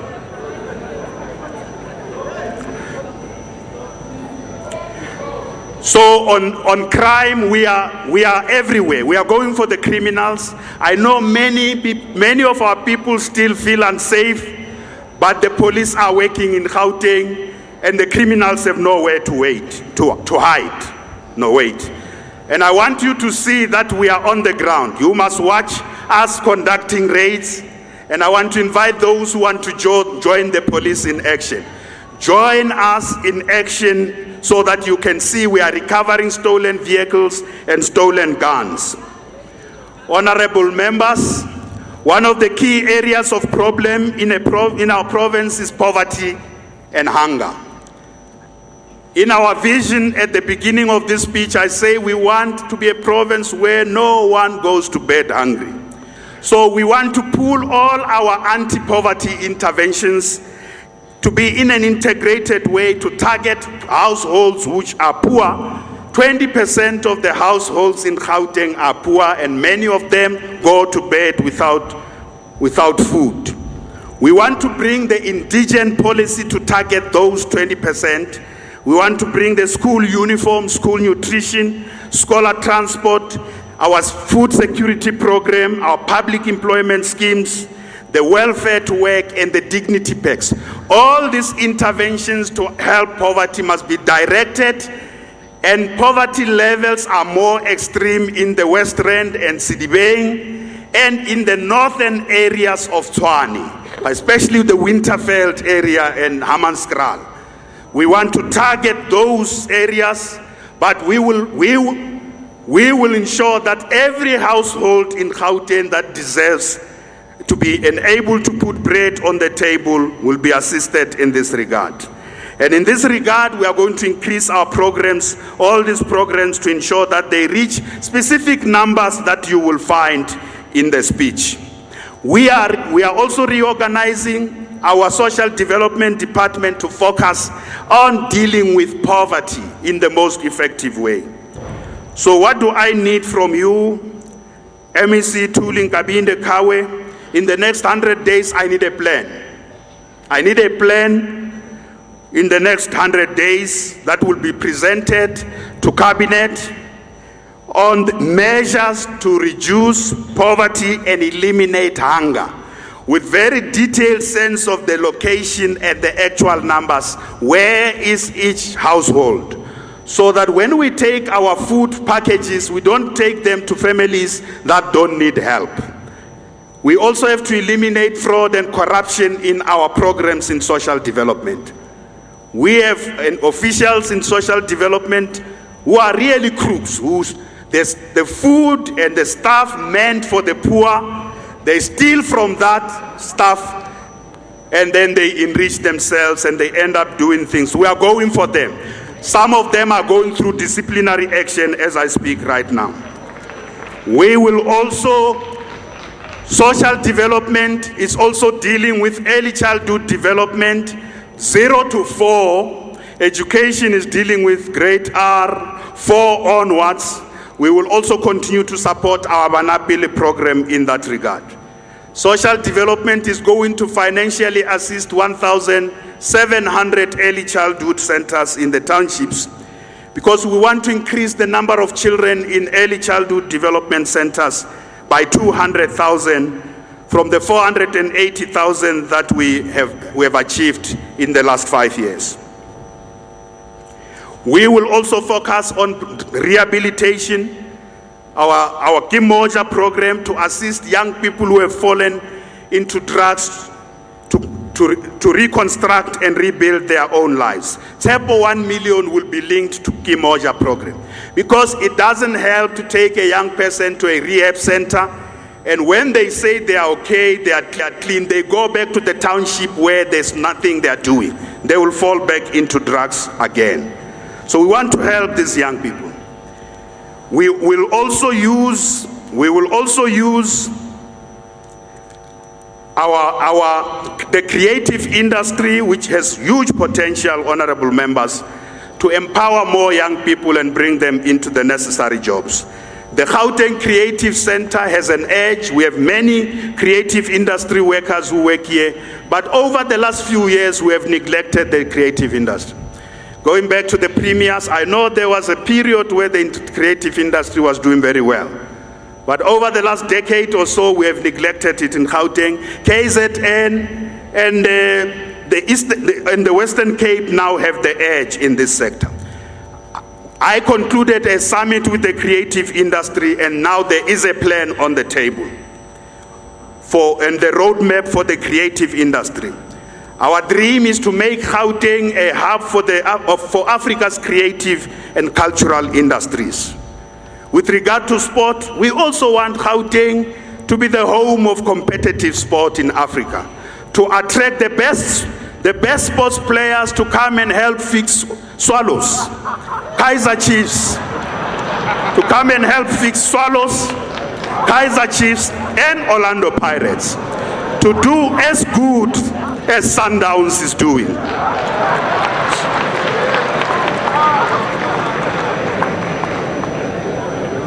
So what do I need from you, MEC Tope?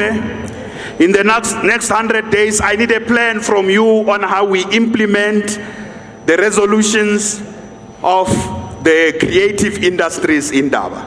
The people in the sector must see that we are serious. It wasn't just a talk shop. So the plan, you must present it to the Executive Council within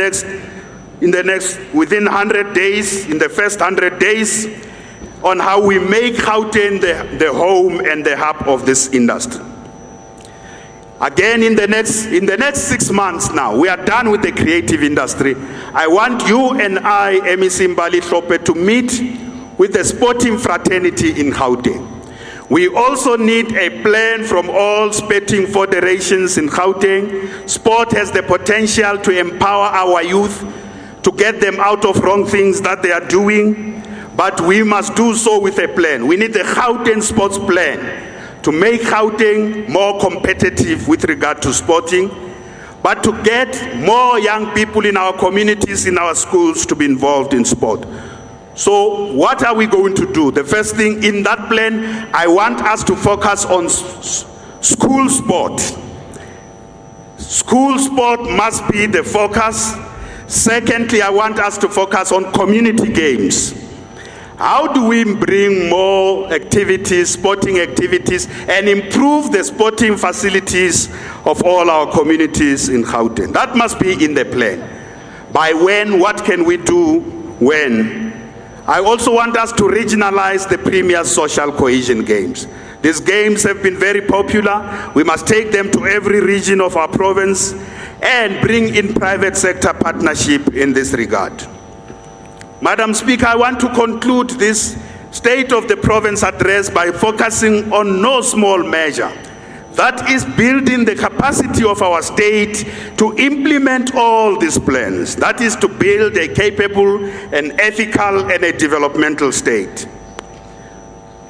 We need a state that can provide leadership and stewardship and ethical leadership across society. Because without that, these plans will just be a pipe dream. They will be sitting there, there will be nothing done about it.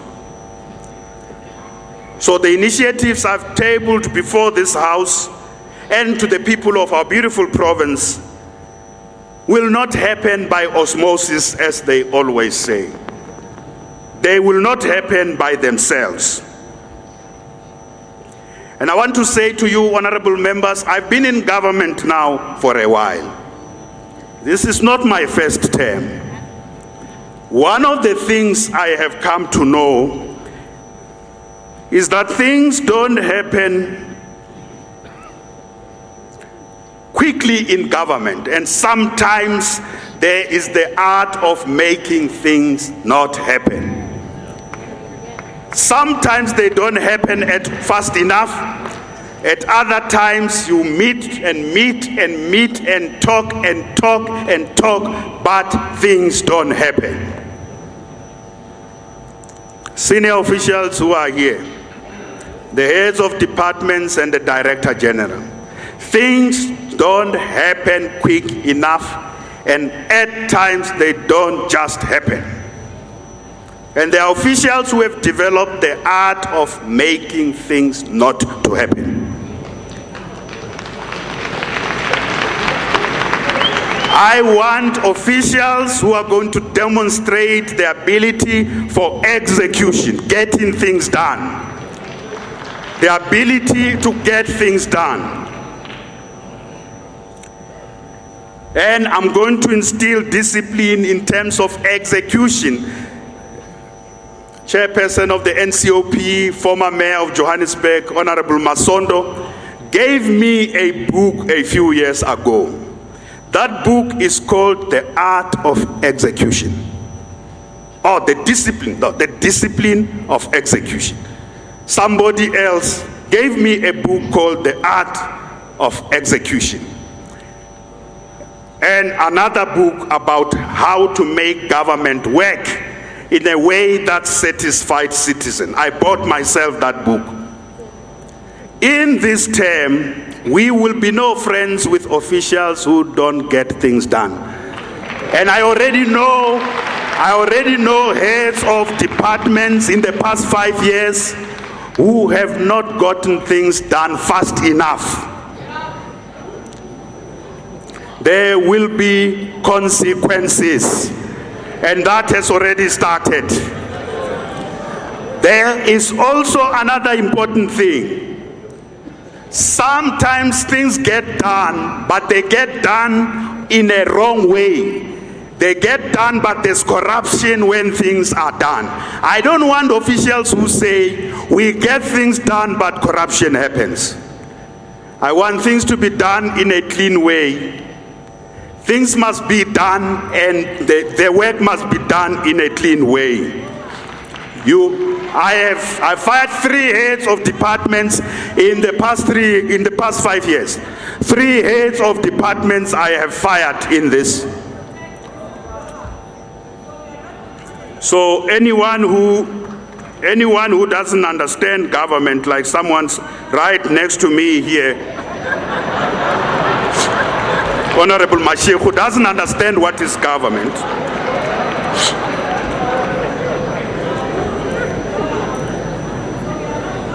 So over the next 5 years, we are going to continue with our clean governance agenda. There will be no compromise on clean governance. I want things done rightly, quickly, but they must be done. And they must be done on the basis of clean governance. We are going to continue to improve our clean audits. We are going to continue to improve that. We have implemented we have now passed the open tender system. It's going to be a law. It will be rolled out. We are also awaiting President Cyril Ramaphosa, because he has established a multidisciplinary team that is going to do lifestyle audits across government. I am waiting for that team that will do lifestyle. My team, Team Gauteng, is ready. Team Gauteng is ready to do lifestyle audits. Team Gauteng is ready. The ANC caucus is ready on lifestyle audits.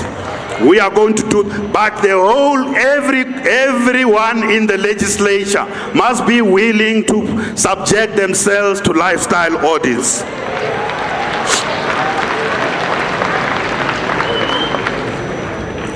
Honorable members, in the past 5 years, some of you don't know this, we have imposed stringent measures on cost containment in Gauteng province. We have imposed stringent measures on cost containment. I can tell this house that Gauteng MECs, there's no MEC who is getting a new car. Whichever car was there being driven by an MEC before, all the MECs are using those cars.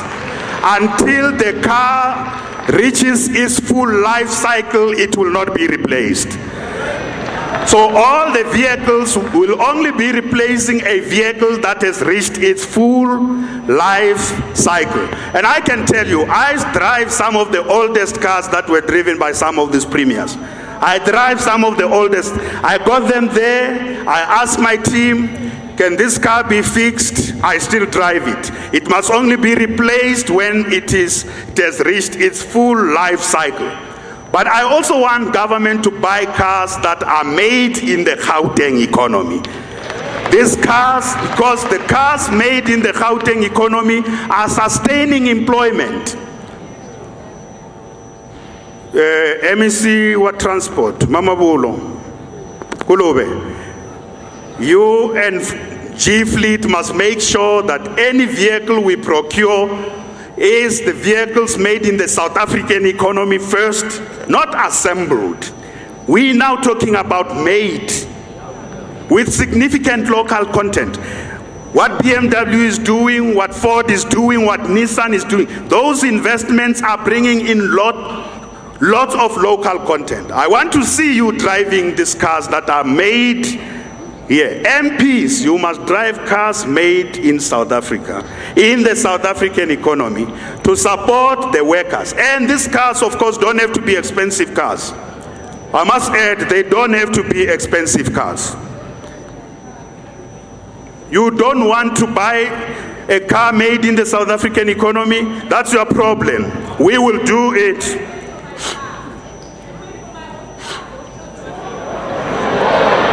That's so typical. You speak something else but do another. So through Ntirisano, we are going to extend Ntirisano. Now let me say to you, MECs, you are not going to be found in your offices. MECs, you are not going to be found. We will use only one day to do administrative work necessary in government, and the rest of the week we will be on the ground in clinics, in hospitals, in schools, fixing, in the streets, fighting criminals. For the rest of, and we will be in townships sorting out service delivery. Our time will be in townships through Ntirisan. Ntirisan is no longer going to be a 1 month thing or a 1 week thing. It is a 7-day affair. Unless when we are in the legislature, we will be on the ground in communities sorting out problems. That's what it means to be an activist government. We have tested it, we know it works, we know what to do. We are not experimenting in this regard. I also want to say something very important. We have noticed that our delivery model have neglected some of the erstwhile Indian townships or so-called colored townships have been ignored or neglected in service delivery. I make a commitment to these communities today. Every infrastructure MEC, so we have a steering committee on infrastructure. And MEC Maile, you are going to monitor this, make sure this happens.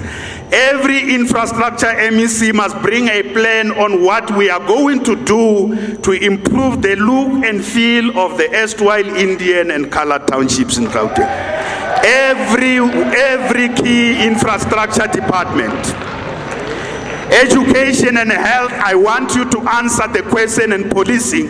What are we going to do to improve service delivery also in these townships?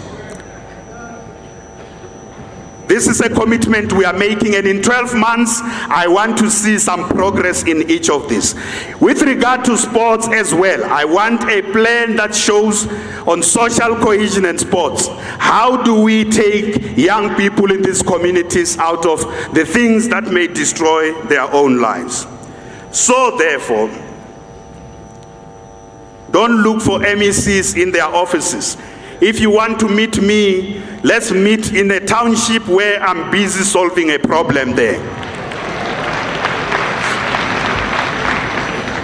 I have appointed a younger, more energetic team which combines some experience from elsewhere or inside with better education. And this is the new team Gauteng. Younger, more energetic, and I can tell you, we are younger. We are younger. We are younger. There's no one who is 55 years and above. We the youth in this cabinet.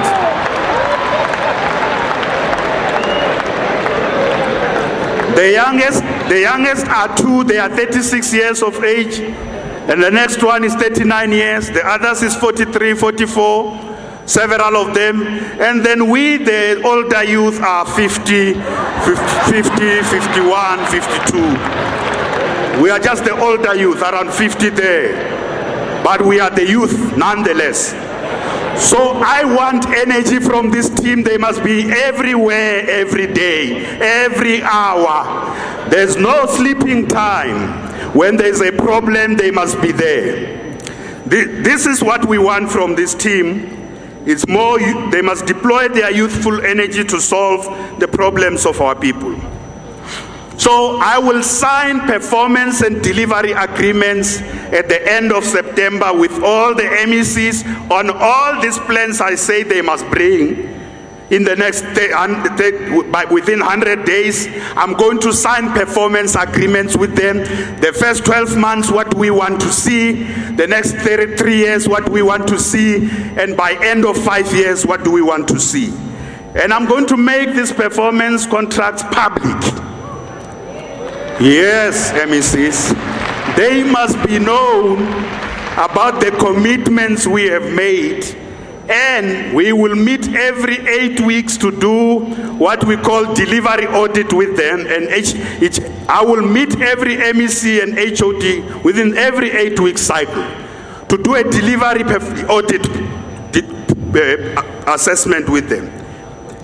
I also want to say there's work we have not done well. We have not supported some of the sectors very well. Women, I want to see in the 6th administration, more work to support women, especially those facing gender-based violence. More work to mainstream women into the economy.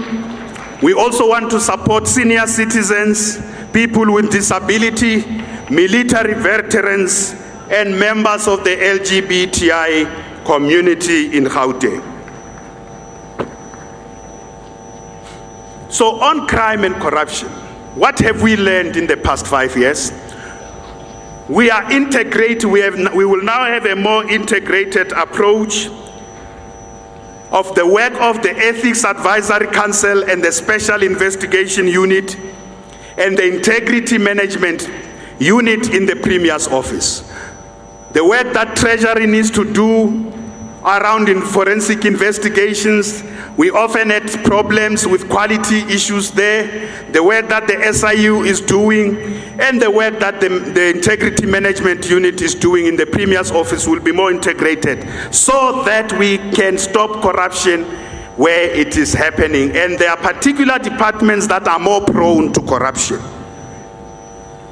And all the outstanding cases given to the Special Investigation Unit will be concluded this term. Our province is an urban province that has got complex urban challenges, and municipalities play a very, very big role in this regard. Provincial government must work with local government to improve the lives of our people. And I want to take this opportunity to commend the municipalities in Gauteng for their unqualified audits. All Gauteng municipalities obtained unqualified audits. All of them, unqualified audits, 100%. That first, and Midvaal got a clean audit. That's the only municipality that got a full clean audit. You know the mayor of Midvaal, I hope he is here. The mayor of Midvaal, I want to make you my advisor on clean audits. How you get the clean audits done. Ekurhuleni, you have done lots of improvement. I was listening to you, Mayor, this morning, talking on Power FM. You're getting some things right, but we need improvements. Despite these unqualified audits, municipalities in Gauteng are facing trouble. This is the reality. You can get clean audits, but if you don't deliver services, you are getting nowhere. We must get clean audits and we must deliver. Don't think this, you do one thing and not the other. So one of the things I want to say is that many of our municipalities are doing well, in the West Rand and Sidibeng in particular, but also the big metros are really struggling in many areas of compliance and service delivery. So what am I saying about local government? In the past 5 years, and in particular from 2016, we were treating very, very carefully because we were also managing issues around different political parties. And I want to say that that era has ended now. Treating carefully does not bring results in the performance of local government. We must go and ensure that municipalities that don't do work are put on 100% administration because the people are suffering. Treating carefully and softly, and I particularly want to say I've been talking to the new Premier of the Western Cape to understand some of the things they are doing. The Western Cape has done well in ensuring that when there are problems in municipalities, they go there. I want to use the Western Cape model. When the Western Cape, when municipalities have problems, they move there, whether it's ANC or DA municipalities. The provincial government moves in to intervene. You are going to see the same. Kuzoshuba. Shubile, in fact, shubile. This thing of treating carefully, no, they will say they are DA, or the ANC people will say it's a faction. Treat carefully, oh, these ones will say, no, you are dealing with them because of party politics or factional affiliation. That has come to an end with immediate effect. When there are problems in municipalities, we will move in there. Whether it's Johannesburg or Tshwane or Ekurhuleni or Emfuleni or Midvaal, I leave you. Or Midvaal. We will intervene there decisively to bring back service delivery in those municipalities. So MEC Maile, I expect you to be on the ground every day. I want you to be on the ball there every day Those who politicize things when we intervene, even in the ANC, that time has come to an end. When a municipality is not doing work, we will intervene. In the DA, when your municipality is not doing work, we'll intervene. Stop telling us about politics this, politics that, being targeted. The people are suffering here.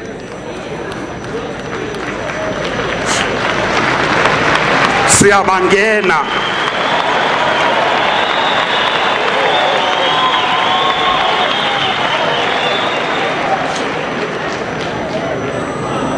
So I want to conclude by saying we need well-governed municipalities. We need collaboration. We can't do what we want to do as the province alone. We need these municipalities. We need all the mayors to work with provincial government. Stop this thing that you are a municipality of this party. There's no municipality of a party. Municipalities belong to the people.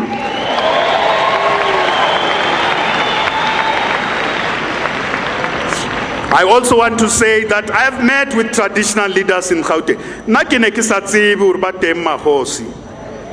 I've met many traditional leaders here in Gauteng. Bayete Ngonyama. I've met with many of them. Many of them say they belong to traditional houses. But you know, the big problem is, how do they prove that they really belong to royal houses? And when I meet with them, that's the question I ask them. Now, it mustn't be me who decide about, I like this one, Chief Bota, I like you, Hosikeka, and I like you. It must not be me. What will we do, MEC Maile? In the next 100 days, we will set up a panel to do a verification of all those who claim that they are traditional leaders in Gauteng. Because many of them also are calling for the house of traditional leaders in Gauteng. But we can't bring a group of people who are not confirmed. So that will be done in the next 100 days. It's a commitment I made to traditional leaders, and that shall be the law of our government. So I want to conclude by saying that something that I know, if I don't say it, then my speech will be incomplete. The issue of e-tolls.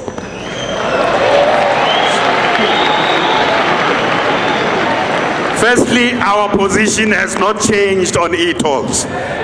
It wasn't for elections. The e-tolls have no future in Gauteng. It wasn't for elections. They have no future in Gauteng. It was not for elections. It is something we believe in. Our position has not changed. But you know the truth. This matter is in the hands of national government. Now, listen to me. Now I have a Minister of Transport who's called Fiafokol. Me and the Minister of Transport have been talking about how to take forward the work of the President on the e-tolls. You will see there's going to be significant movement on this matter, because I want to insist there is no turning back on the issue of e-tolls. There's no turning back on this matter. I also want to say, we as the provincial government, we are prepared to put some money where our mouth is. We are prepared to contribute some money in order to deal with the debt. We are prepared as the provincial government of Gauteng to show how serious we are on this matter. So we are prepared to make a contribution to dealing with the debt on the e-tolls. This is how serious we are as the provincial government. Not 100 days. I'm meeting with Minister Mbalula today. You are waiting for 100 days. I'm meeting with Minister Mbalula today. You are waiting for 100 days. I am meeting with Minister Mbalula today. You are waiting for 100 days. So finally, let me take this opportunity to thank the people of our province for electing the ANC as the governing party in Gauteng. Thank you, the people of Gauteng. Siyanbonga, Akensa, Rolibuanga Manda. We thank you very, very much. I want to also say I'm deeply indebted to the ANC and my family for giving me time, space, and the opportunity to serve the people of our province, because this is something I truly love and truly enjoy, just to serve. I am grateful that we have a new team, Team Gauteng, and in the administration, the Director General of our province, and the senior officials. I'm grateful to you all, from all our departments, especially those officials who are doing very good work, who are ethical, who are committed.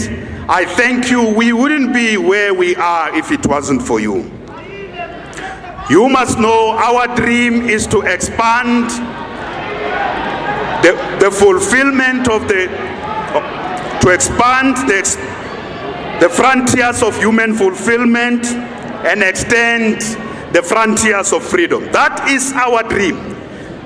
Our dream is to ensure that the well-being of our people take preeminence over anything else. And I say in this term, I say to all of you, we will and want to get more things done during this term. We will not allow anything or anyone to stand on the way to growing Gauteng together. God bless Africa. God bless South Africa. And God bless Gauteng. Thank you very much. Asante sana. Thank you very much. Thank you very much.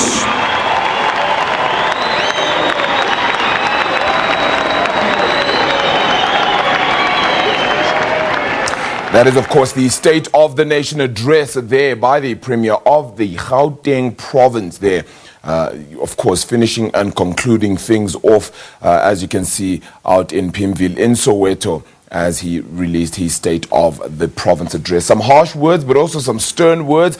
We'll hopefully get to speak to him as well and get to really test how sincere and how serious he was really with regard to the words he had spoken as well at the State of the Province address here. Just how difficult are things ahead? Well, as the largest square mile and certainly one of the most industrialized areas on the continent, it is one that he has a lot of hard work to fulfill.